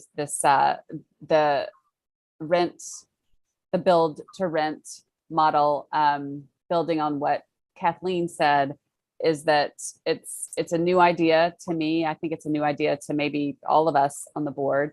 And Sure. From what I could find out, it seems to be a growing in popularity for investors. Seems to be something investors are really excited about, but that the rents do seem to be higher than normal, than what would be, the normal rent for the area. And so I'm just trying to figure out what the benefits are of that for the community. And also just to kind of make a comment for our board to be thinking about, maybe you can help us is understand if you yet have a vision of what the balance of single family to multifamily would be in the housing portion, as we, single family homes take a lot of town resources and add different kinds of transportation issues. And, just something I think we're going to be talking about more in depth as we undergo our comprehensive sustainability plan. But, that's a concurrent process that isn't necessarily in the same order as this process. So Sure. If you could maybe touch on those a little bit. Yeah, I'm happy to. I think there are a couple of questions here, kind of coming off of what Kathleen was discussing about, I think the quality of life issues that I think she brought up in the last meeting. And what I would say is one, I think we should probably distinguish between what's known as single family for rent versus build to rent. And what I mean by that is that there are groups in the country like Blackstone and other large institutional investors who are buying up housing stock around the country. And whether that is,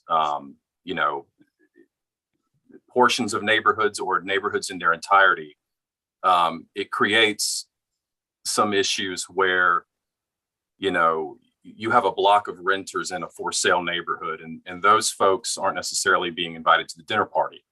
And there's sort of a class issue there, or a renter versus owner. And so those kinds of issues can arise. What we're talking about here is a build to rent. In other words, we are building a self-contained community that, for all intents and purposes, is a multifamily development that is, it's centrally managed by a property management company, the same way that an apartment complex is managed. And what I would suggest is there's a project that's worth looking at in Greenville, South Carolina, called Homestead at Harkness. Those are single family detached cottages that are surface parked. And, that's, I'm not saying that's what we would do exactly, but that's something. The other issue that I'd like to address is, the resource issue, and how single family is more burdensome on the town.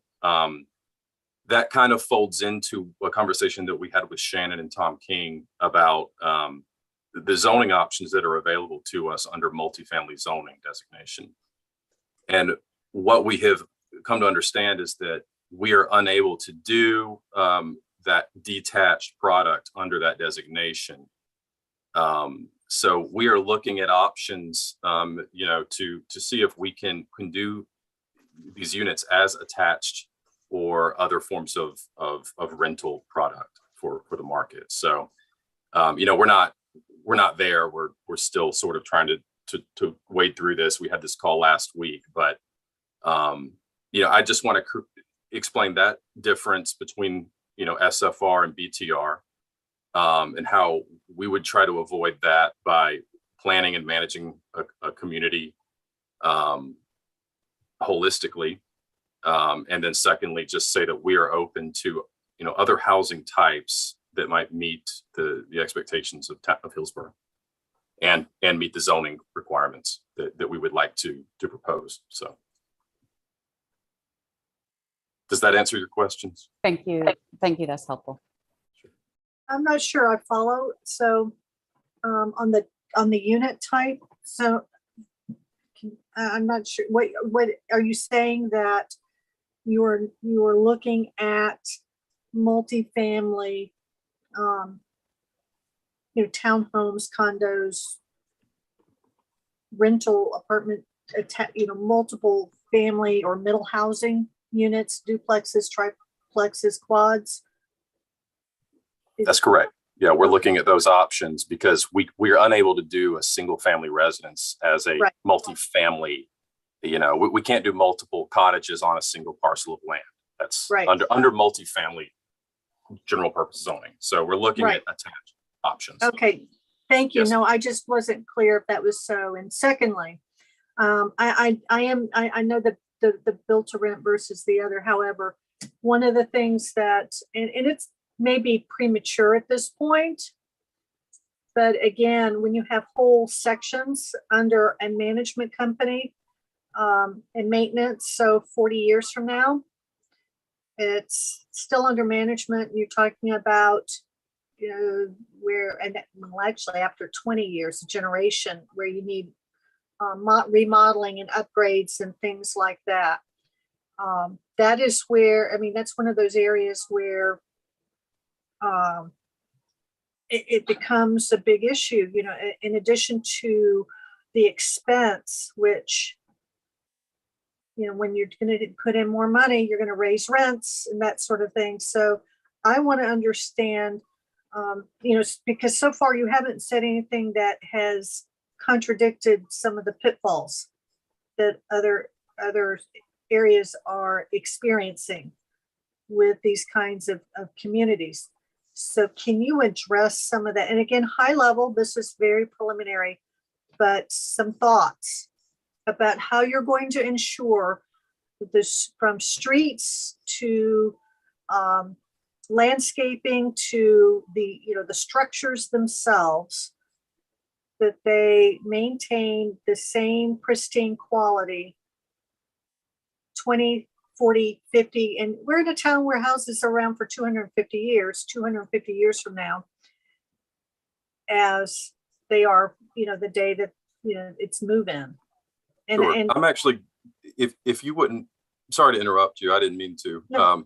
If your question, happy to listen to more if you have a second half of your question. But I would like to pull in my colleague Dan Doyle to answer this one for you, if Sure. that's okay. Thank you. Absolutely.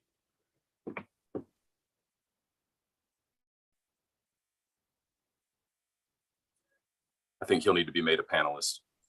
Here he comes. Great.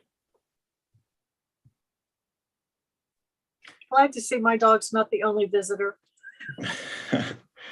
Good evening, everyone. My name's Dan Doyle. I'm Chief Operating Officer with the Beach Company. And Commissioner Ferguson, I'm happy to answer your question for you.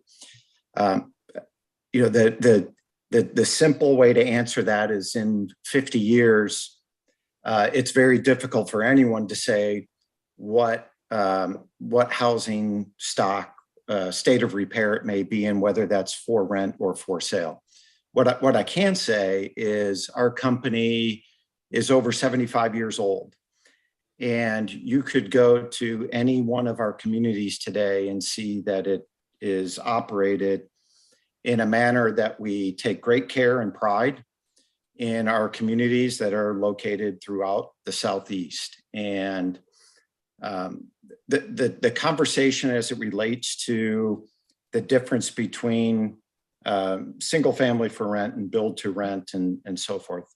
I'd just like to add to that is that in the case of a development like what we're talking about here this evening, is that we have a single owner, and we have a single owner that is investing a significant amount of money, not only in the real estate and to develop that real estate, but in the community as well. So we take great pride in not only the operation and maintenance of our real estate assets, but we really want to make the communities in which we develop in better places after we're there and the project is completed than before we started.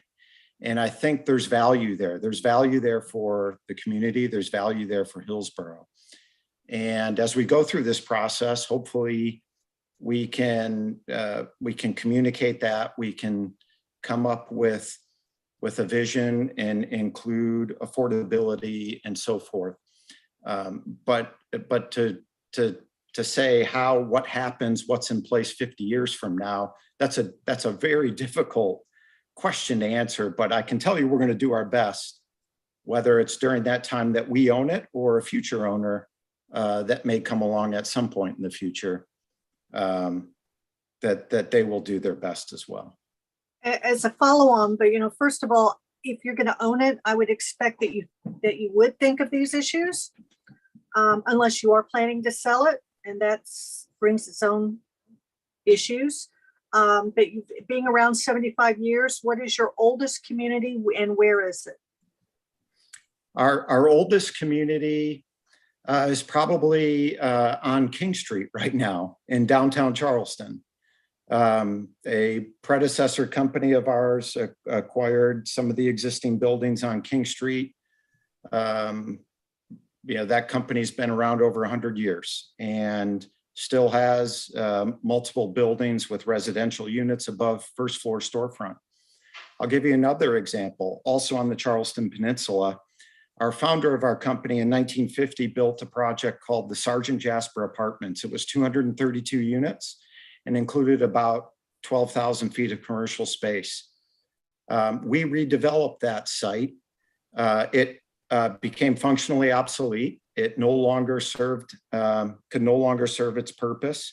We redeveloped that site, and today it's 219 units and 75,000 feet of office and 25,000 feet of retail.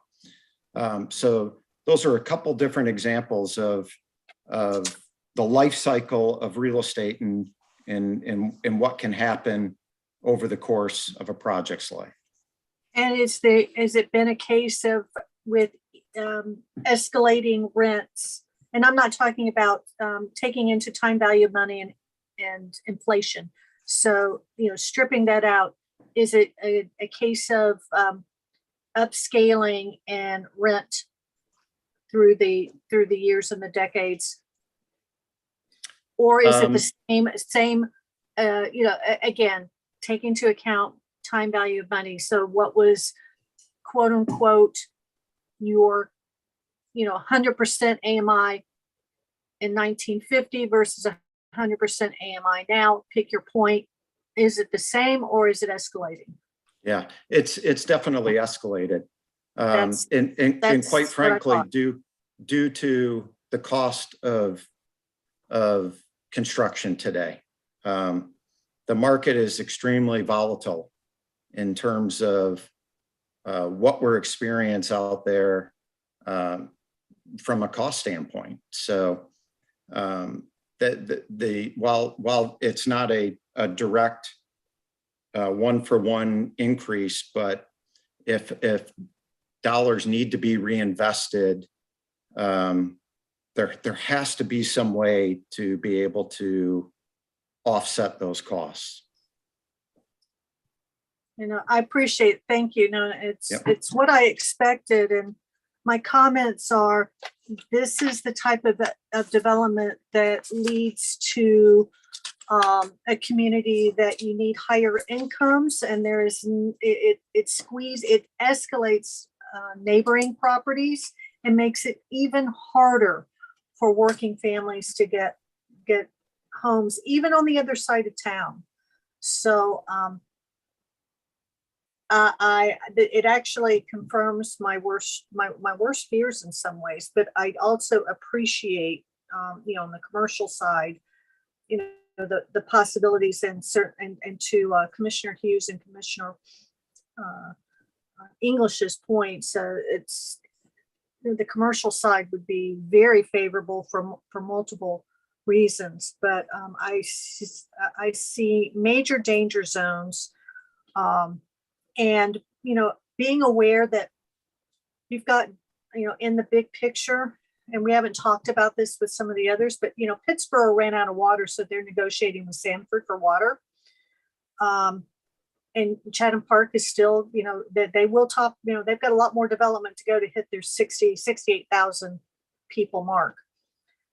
I have concerns on the regional impact as we keep adding houses upon houses on houses. So, and our water supply.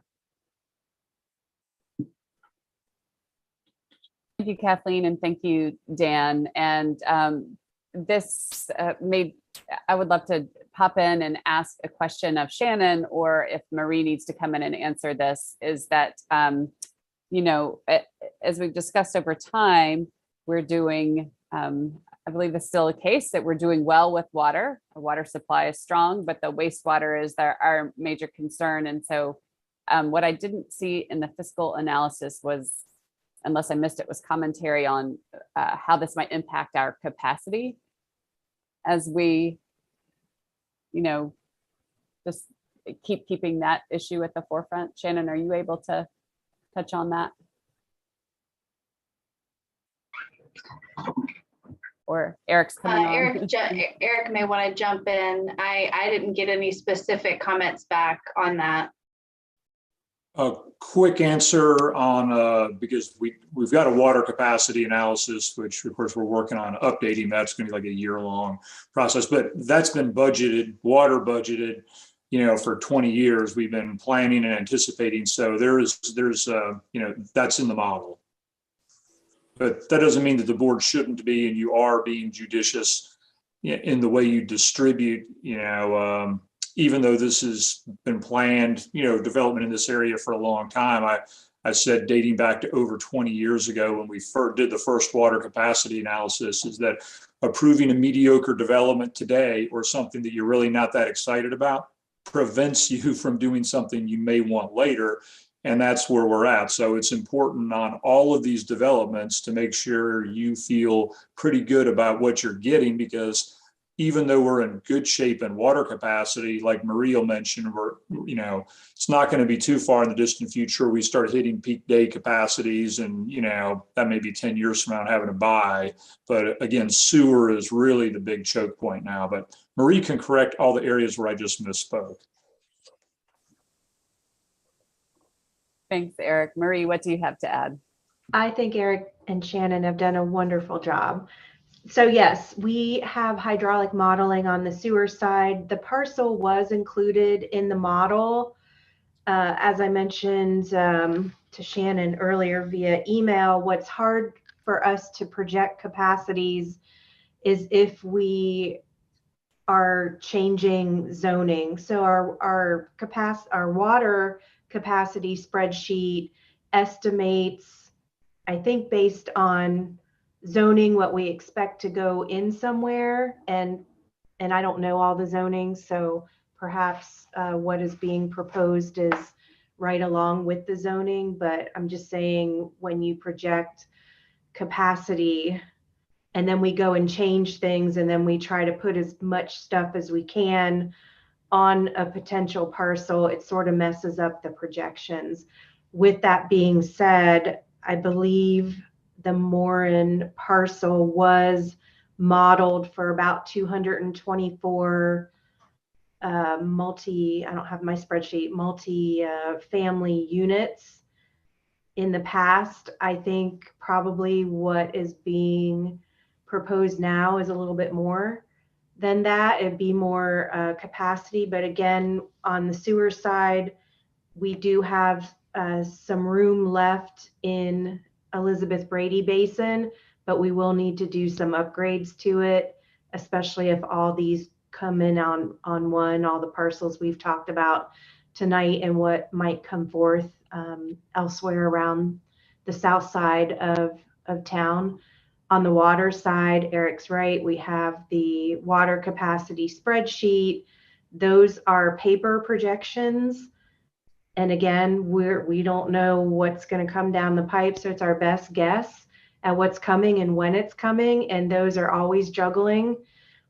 We are going to do a hydraulic model of the water system similar to what we did to the sewer system, so we get a better feel. Now, of course, we have more water customers than sewers, so while we're not under a moratorium scenario that we would be if we reached 80 and 90% of our sewer capacity, we don't have that on the water side. But if we start bumping up against our peak day demands and that becomes an everyday demand, and then we go over the 3.0 MGD of our water plant, then I believe the regulators will be asking questions about what we are going to do to upgrade. So when we talked about Morin, when the staff presented Morin the last time, utilities did support what was presented at that time. Like, I expected Morin to come on board.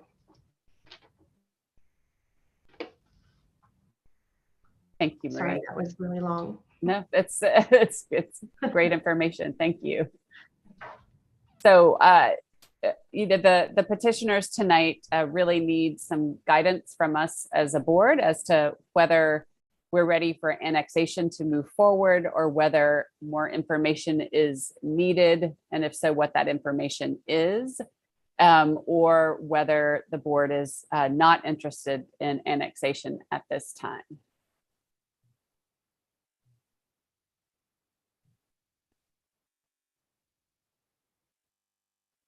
Matt. So correct me if I'm wrong, this is in our ETJ, right? So is that right? Is that a Shannon question? Part of the property is. Okay, so theoretically, part of the property could be developed even without annexation. But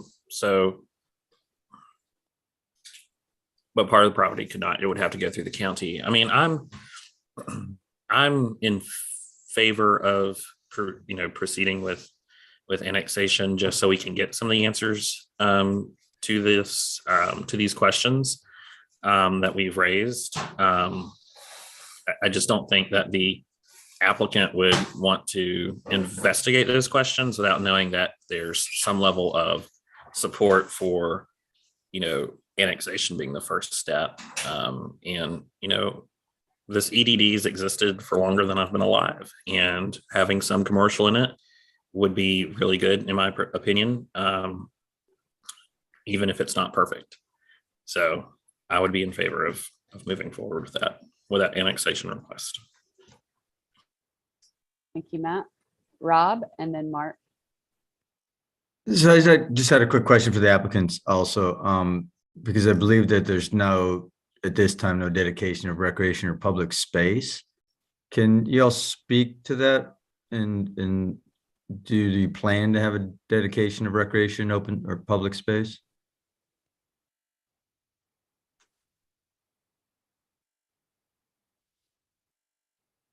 Sorry, I was on mute. Right now, we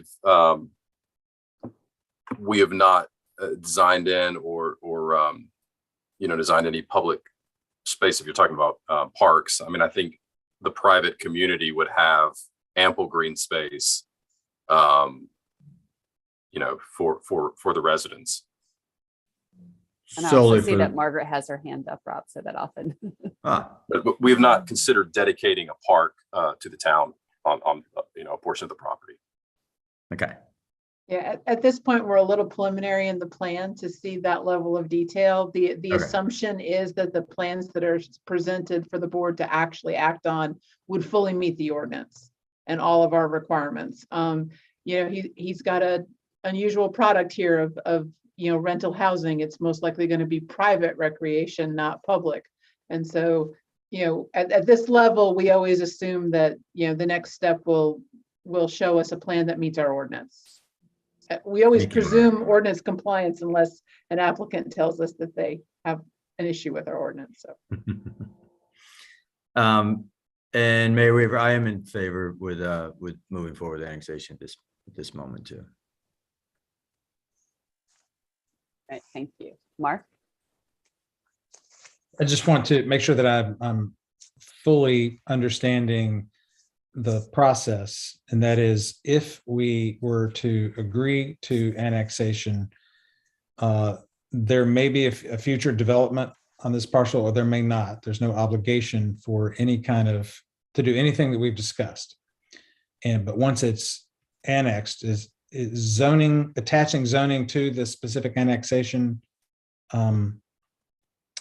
is the annexation contingent on the zoning at the same time, or does that come at a later juncture? And then I guess the third thing would be a proposal to the town for residential or commercial or a restaurant or a grocery store or medical facility or something like that. So we would run the annexation and the zoning concurrently. And I'm glad that you asked that, because there wasn't a great time for me to pipe up about that. We currently only have general use zoning. So what that would mean, which is a little bit different than what we've done previously when we had special use zoning, is that when we adopt the zoning for the parcel, that would allow for all of the uses that are permitted in that zoning district. And then the site plans would come in at staff level.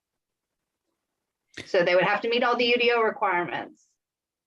Okay, so we could approve the annexation. It would go through this new zoning categorization, and then everything else would be handled at a staff level. So the mixture of commercial versus residential or anything like that, we would not have any opportunity to weigh in on that, including affordable housing. They could at the last minute decide they're just not going to do that, but still theoretically proceed with the product that they have described minus the affordable housing. Yes. And Margaret wants to chime in on that. I would be interested to know Not kinds necessarily. So what kinds of tools that we do we have to ensure that affordable housing is included in the project, because I'm definitely not going to move forward unless that we have some kind of guarantee that we can get some type of affordable housing in the project. Well, Bob can correct me when I screw this up, but you can place conditions on an annexation. You cannot place conditions on a zoning.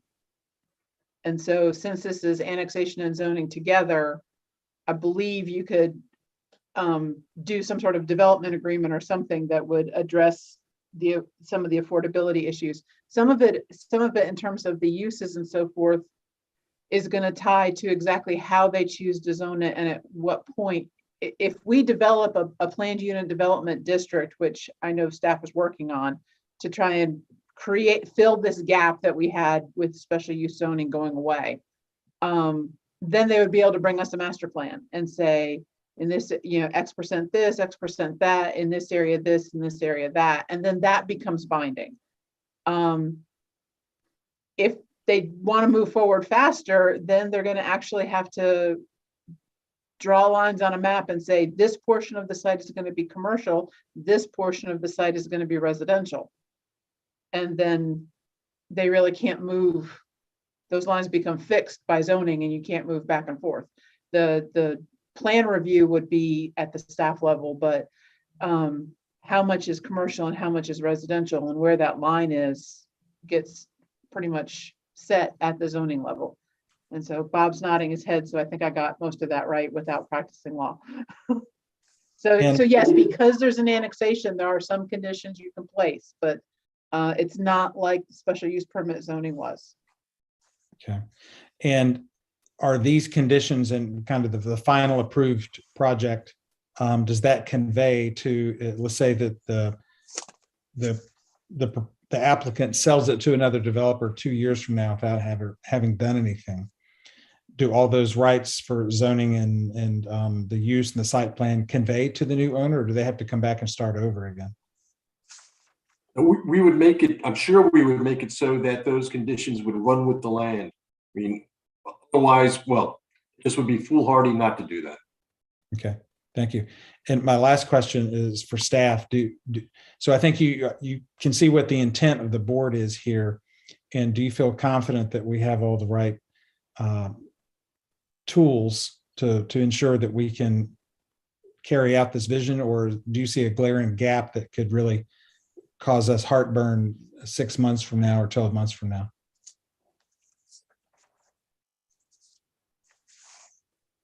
Shannon, I guess that's for you.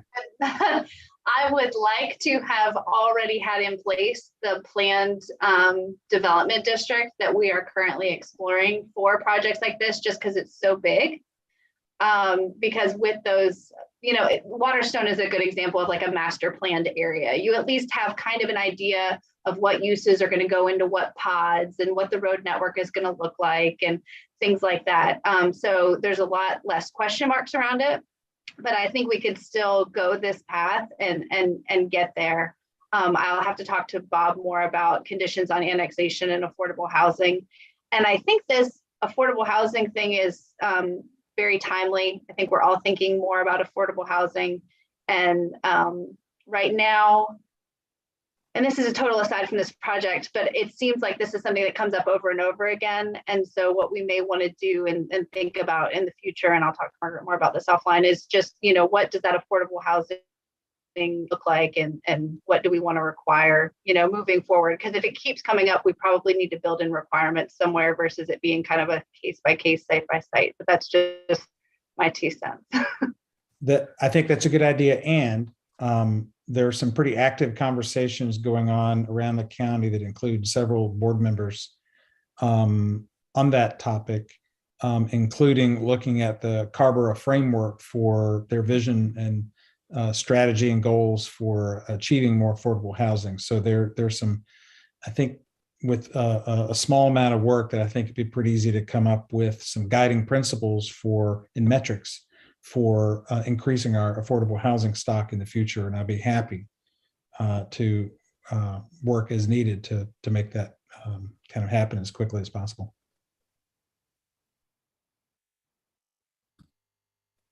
Mark, while I had you on the screen, can you say a little bit about whether you're interested in forward with annexation with some sort of conditions on it or not at this time? Yes, I'm comfortable with it, with the kind of the one caveat that in that annexation, we figure out the right tools and language to use to ensure that there's going to be affordable housing along the lines of what we've been talking about. Thank you. Kathleen and then Matt. Yes, so if the applicant, I wanted to get some clarification, because I understand that I did a little bit of lookup. So I understand that there was a suit between the beach company and the city of Charleston dealing with their Board of Architectural Review, and that there was issues about the affordable living residents that were, well, summarily, and I kicked out of the Sergeant Jasper. So that's pretty concerning. And we all know that media may or may not be accurate, but that is, I ran across enough that I would be interested in some context, background, and explanation, because I'm a little concerned. Certainly. I can provide you all the information you would like. And I know we don't have 5 hours to go over 5 years of history with that project. But as I had indicated, the Sergeant Jasper was built in 1950. It became functionally obsolete to the point to where the building could no longer function. And we worked for about 5 years, knowing that day was going to come where the building had to be replaced, with local neighborhood groups, with the city and so forth, in developing a plan that would include a workforce housing component, that would include additional multifamily units to replace the existing, as well as commercial. And we got to the point, and this is all perfectly documented, as you said, you pulled it up. We got to a point to where we went to the Planning Commission to rezone the property because the existing zoning did not support the uses that we were proposing. And so many people showed up. And this is, mind you, this is after years of meeting with neighborhood groups to where trying to get everyone on board to make this project happen. And we went to that planning commission meeting, and the fire marshal canceled that meeting because of so many people came out and were opposed to this new plan. And Commissioner Ferguson, this was not about they were opposed because it had that we were getting rid of an older building. They were opposed to the new uses that were going back to replace it. So that's a very important point to understand in terms of the history of that project. And so we said, well, we're going to go back and we're going to do what we're entitled to do, the by right zoning for that property. And that's the plan that we went forward with. And in the city of Charleston, particularly in the historic district, everything is governed and has to be approved by a board of architectural review. So very detailed in terms of what they're looking for in terms of materials, the height of buildings, the size, you name it. And a number of those things are zoning issues. They're not necessarily things that a board of architectural review should be providing input on. But that's what they did. And so the suit that you see there was the means by which you could appeal a board of architectural review decision. It was the only way you could appeal a decision was to file suit in circuit court. And that was our only option we had, and that's what we did. And ultimately we prevailed and we're allowed to move forward with the new project that we were able to build by right. So that's about 5 years plus of history condensed into about a 5-minute conversation there. But it was not regarding the price of units or anything like that. In fact, we leased that building down over a period of over 6 months. And we worked because many of those residents had lived in that building for over 20 years. And we worked with them to find them housing in other locations. And that building has a lot of history in the city of Charleston, has a lot of history in our organization. But the time came to where it was no longer functionally possible to keep that building going. And we had to go through that process. So hopefully that provides some background for you. It does. I also note that, the price of this is a 3-bedroom, 4.5 bath townhouse is 5.1 million, 2-bedroom, 3.5 bath, 3.9 and 4.6 million, and 1,280 per square foot. That's a separate project. That is a for sale project on adjacent property. That's a separate project entirely. It's not part of the original Jasper site. And thank you for that. And I also hear that, I'm sorry, the Jasper, they mentions it's the 3-bedroom, 3-bath is $13,325 a month. But it raises my concerns that, people were relocated. People value their community. And that's something that aging in place and living in place is incredibly important here, incredibly important. And, it doesn't sound like it's a case of Habitat, which worked with the residents and did everything to ensure that those residents lived in their communities, because they have built a combination of market rate and affordable units. Charlottesville is an example. And that's a whole different ball game than what I'm hearing here. But I need, as you raise the issues of by right, and Shannon has spoken to us by right.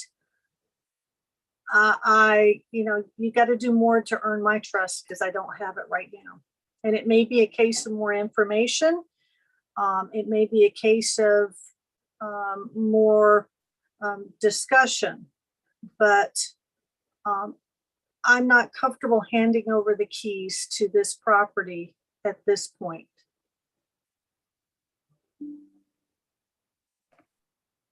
Okay, thank you, Kathleen. Matt? Don't know why my hand's up. I put it down, but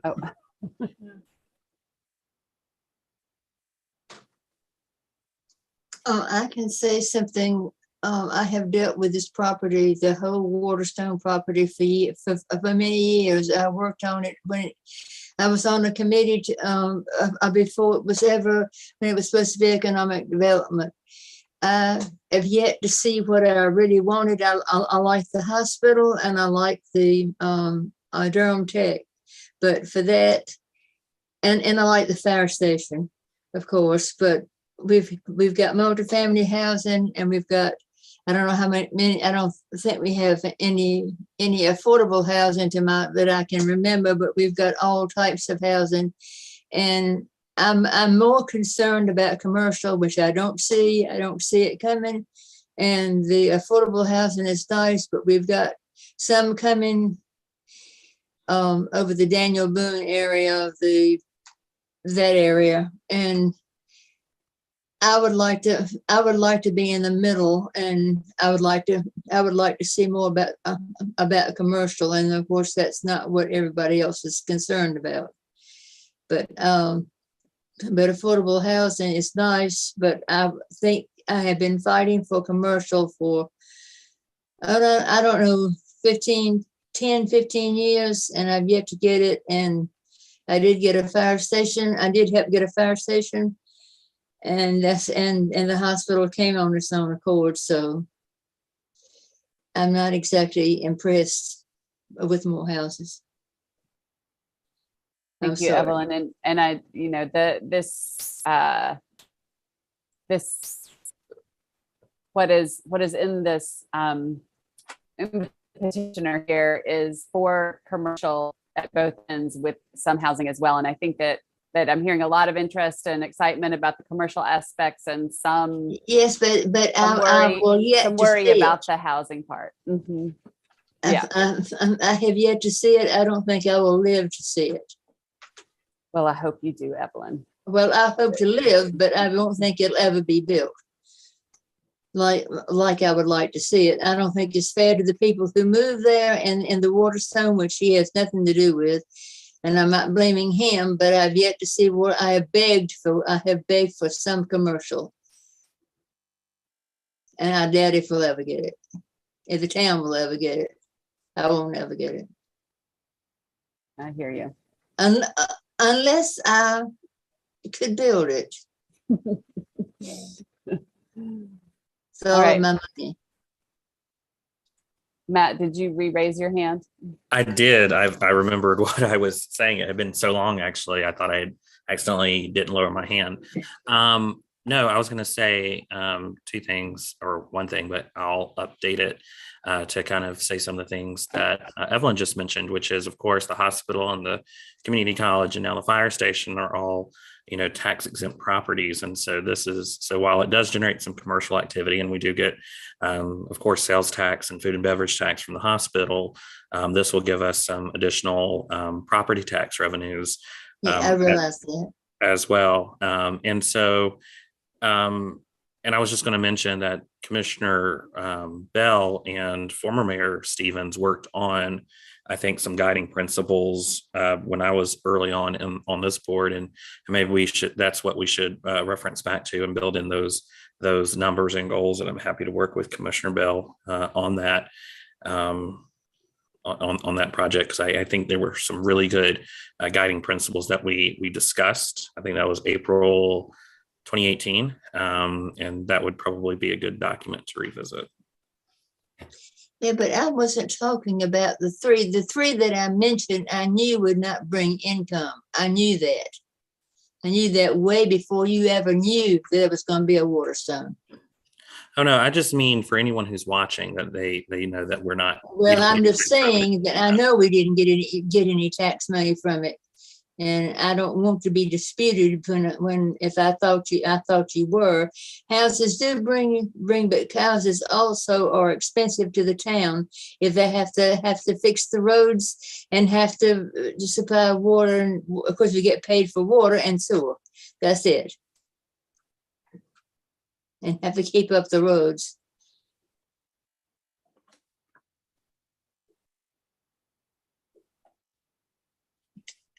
Thank you. Thank you for those points. Kathleen, is your hand up on purpose Oh, or leftover? Sorry. All right. No, We've been I thought I'd lowered discussing, sorry, we've been discussing this for a good while, and people are asking good questions. And I think we are at the point where we need to find a way to move forward one way or another. So how would you all like to proceed? Matt?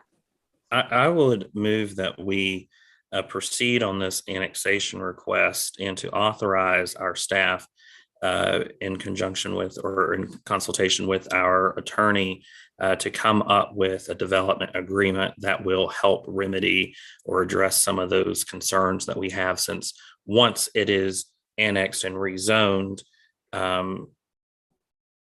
we'll lose a lot of oversight on that. On those particular topics. So it sounded like Mr. Hornick said we could do a development agreement that would be able to hold them, hate using the word accountable, that sounds confrontational, but definitely hold everyone to a shared understanding of what we'd like to see in this project. A second. Got a motion and a second. There additional discussion or questions? Mark? Question about, because we're following essentially a slightly different process than we followed before. So my understanding is that we're going to have to bless this agreement in a future meeting. It could be sometime or next week, whenever we see that agreement, but we will have one more pass at signing off on that agreement before anything proceeds. Is that correct, Shannon, Bob? Yeah, the annexation process, the next step is they're going to have to submit a petition for annexation. There will have to be, and I'm assuming they'll be submitting something on zoning simultaneously or concurrently. We'll be reviewing both at the same time. Planning board's going to review. So, and there will have to be at least one public hearing, because you need both for the zoning and for the annexation. Which we hold quarterly. But what about Right. the agreement itself? Do we get to see that agreement before that process unfolds in terms of the I public? think that the agreement gets developed as part of that process, as we get more detail from the applicant about what they propose to do. And we give them a little bit more detail about what we might find acceptable for them to do. And if we can't reach an agreement, we could just say no. I mean, we're not agreeing to anything here except the next steps in the process. And the applicant, I think, hears that. If they don't, they hear it now. You know, there are details to be worked out. This is no slam dunk. Got it. Thank you. Use a basketball metaphor. 'Tis the season. Other questions or comments? I just like to ask a Annex it, question. it's ours. So if we annex it, it's in town.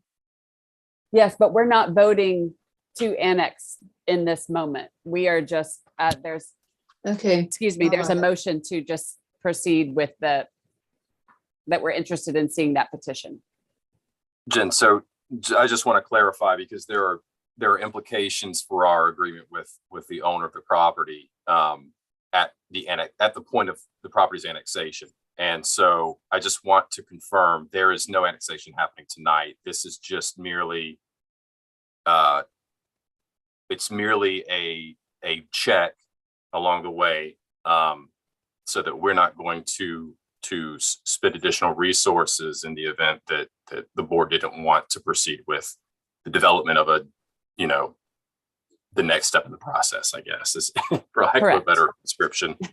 So nothing's happening tonight except we're agreeing that something might happen in the future. That's all. Right. Okay. Thank you.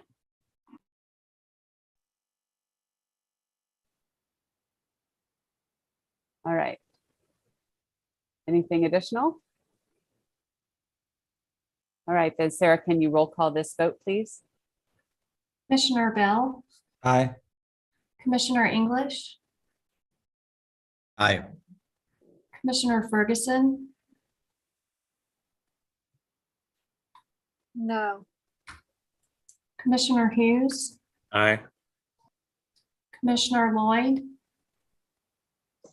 Yes, if what the attorney has said holds. We will trust that it is so. So that passes 4-1. Thanks for sticking with us, everybody. And thank you, Mr. Doyle and Mr. Rayner, for being with us tonight and answering all of our Thank you. questions. Have a good evening. All right, you too. Thank you very much. Bye.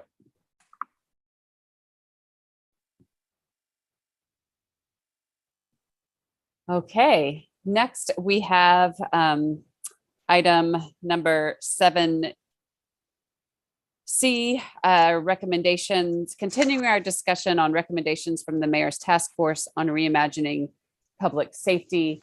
And, just doing a time check on the time and our energy levels. And I think like last time, we'll just dive in and then being mindful of people's energy levels of when we need to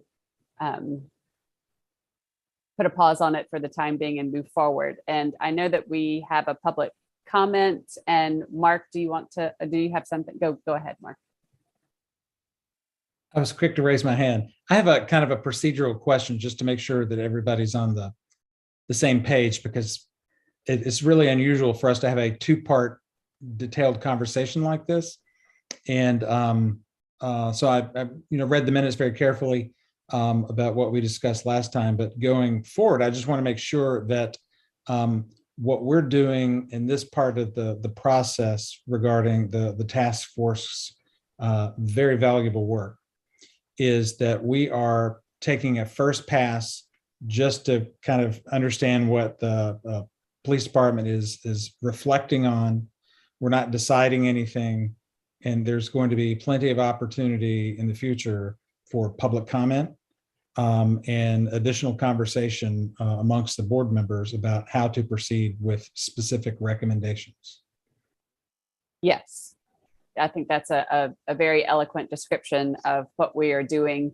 I do think that, at our last meeting, and this could happen again, there were a couple items that were, I would describe as easy yeses, like, bring us back more information about, contributing to the bail fund, things like that. But this is ongoing discussion, as you said, and there will be, it's a long process, and we're not writing things in stone. Great, thank you. Dwayne, do you have another procedural comment? I was just going to kind of throw out there, you guys are a little over 2.5 hours into this. And I know these are based on last meeting.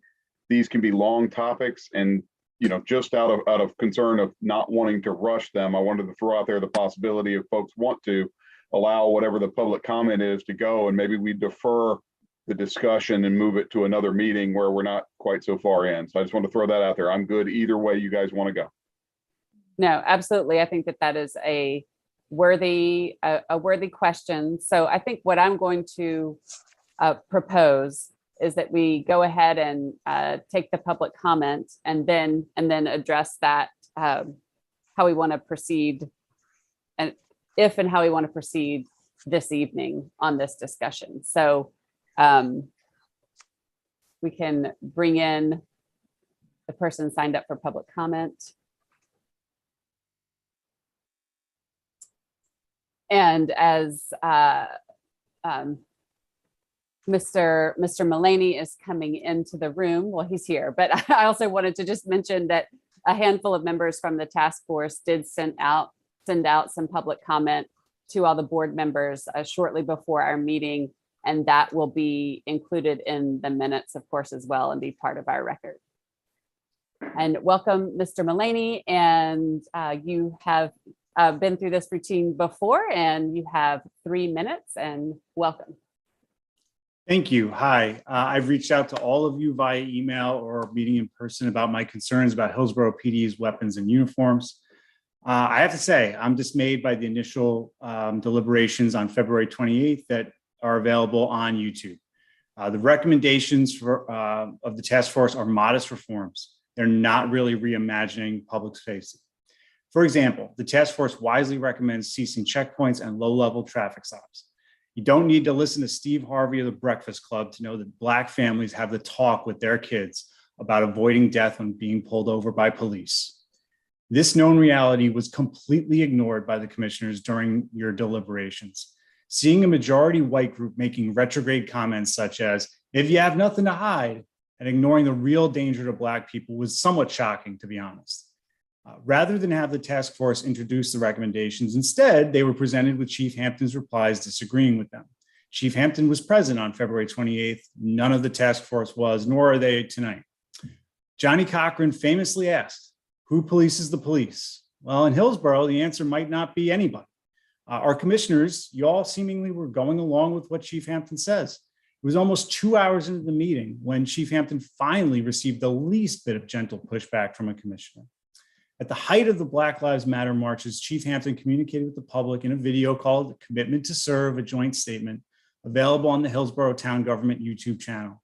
In it, he and 5 other area police chiefs say, "We invite you to get to know us. Come talk to us. Let us listen and learn from you. Tell us your concerns. Help us serve you better." In the video, Chief Hampton is not wearing the militarized SWAT-like uniform seen daily on HPD. The task force took Chief Hampton up on that, and his dismissals of their recommendations in the publicly available PDF were their reward. But Chief Hampton's opinion shouldn't matter. He works for the public. He works for the mayor and the board, not vice versa. Please do not abdicate your responsibilities as elected officials. Scrutinize and push back on his assertions. As for the recommendations, most are good. The traffic stop recommendations are especially so. The commissioners should go beyond the recommendations by reducing officers' weapons. For example, officers carry extra handgun magazines as if they're getting ready for a shootout at the Wooden Nickel. The commissioners should ban that practice tonight. I don't care how tired you are. I've hung in for 2.5 hours. You can do so. You can do that tonight. I'll leave by saying this. The mayors of New York, Minneapolis, and countless other towns and cities in this country didn't wake up one morning and say, "What a great day for police to kill a Black person." But that's exactly what happened and keeps happening. Hillsborough is not special. We could become one of those places in a split second. The task force recommendations represent a chance to protect people. Please adopt them. Oh, that's my 3 minutes. Go further. Thank you. Thank you, Mr. Mullaney. Thank you for joining us tonight. Oops, I muted my own self. So coming back to where we picked off, so first of all, let me just pull my notes together and get to the right spot. I do want to check people's energy level because I do think it's important that it's not just about, I will say to one piece of the public comment, which is that we want to be able to give things the proper attention and the proper energy. And so I do think that that's very important. And I just want to be sure that we are prepared to have some conversation tonight, or if you want to put it off to another meeting. How are people feeling?